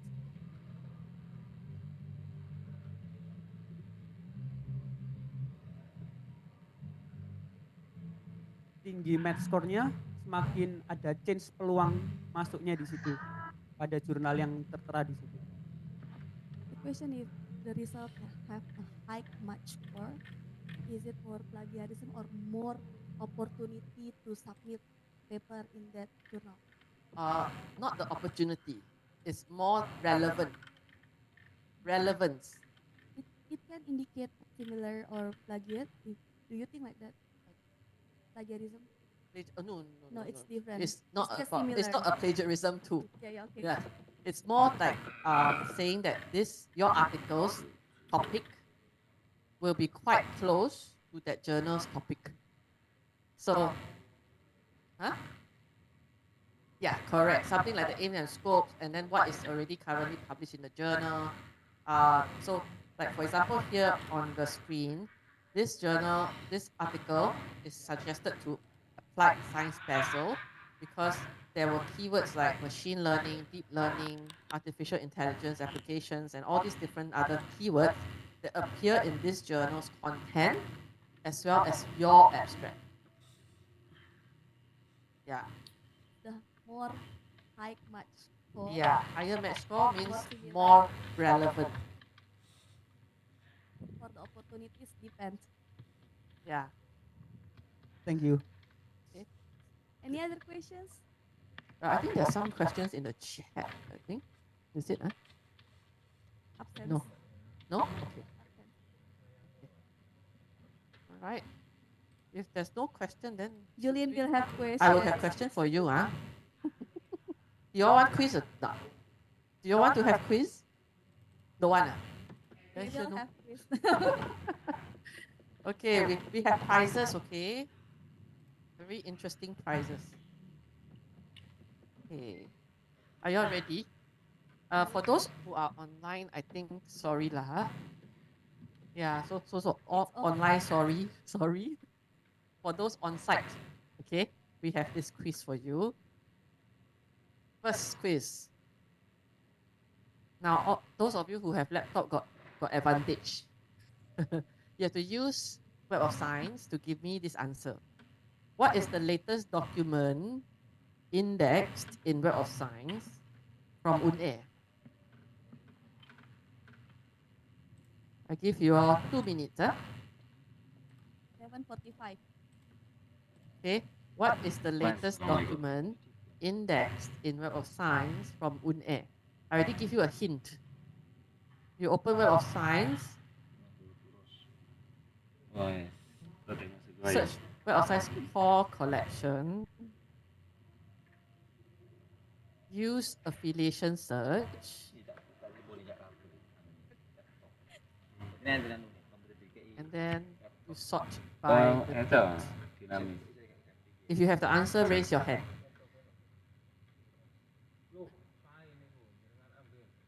I see somebody raise hand or stretching. The laptop bisa dicoba ke web. Yes. What's your answer? Ya, silakan. Tadi Mbak Indah. Just give me the time. Ya, Indah.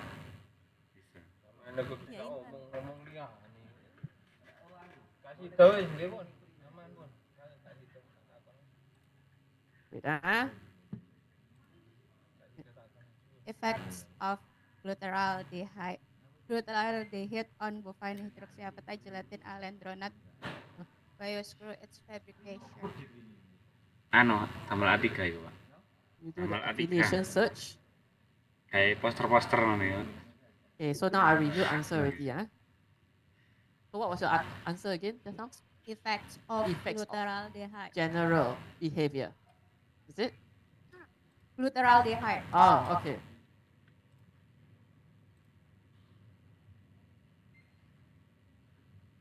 Yes. Sort by newest first. Yes.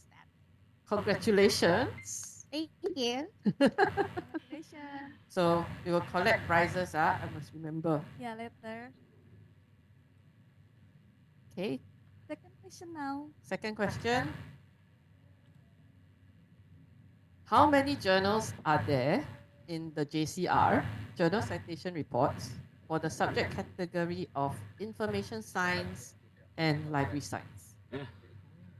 Information science and library science is one category. Rest apa? Okay, this one no hint. Should be quite straightforward. I already put down there JCR. If you have the answer, raise your hand.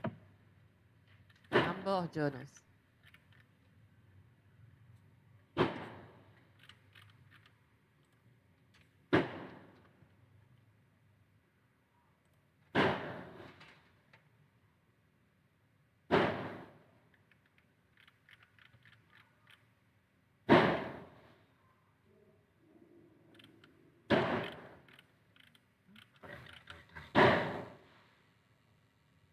If you don't know where the subject, somebody raise hand. Yes. Yes. Mbak Novi? Yes, you are correct. Okay. Do we have time for 2 more questions? 4, right? We have two questions. So 1 question, 1 prize, right? Okay. 2 more questions. The next 2 should be quite simple. Okay. If you pay attention early on. What are the 4 journal indexes in Web of Science core collection? The 4 journal indexes in the Web of Science core collection. Yes. Dengan siapa? Yes. Jin namanya? Irma?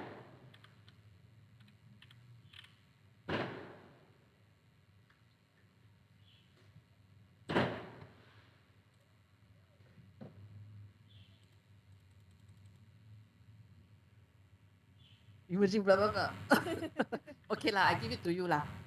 Science Citation Index Expanded, Social Science Citation Index, Arts and Humanities Citation Index, the Emerging Sources Citation Index. Very good. Okay, thank you. Nama? And the final one. What were the latest changes to the journal citation reports this year? This one a little bit tricky, but I mentioned it. Something to do with some journals have journal impact factor, some journals didn't have. And then anybody? So last year we introduced the journal impact factor to all the journals, including AHCI and ESCI. But last year don't have ranking. And this year?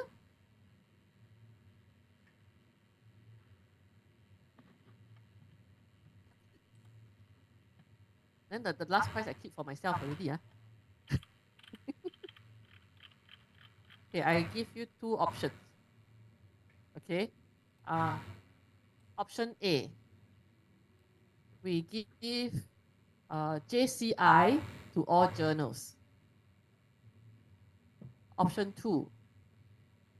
We introduce unified ranking and give quartile to ESCI and AHCI journals. Who want to try? Option 1 or option 2? Yes. Yes, you, gentlemen. Option 2. B. Yes. Correct.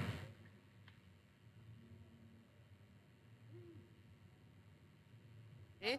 So we introduce the quartiles and ranks to ESCI journals and AHCI journals, and also unify the subject category ranking.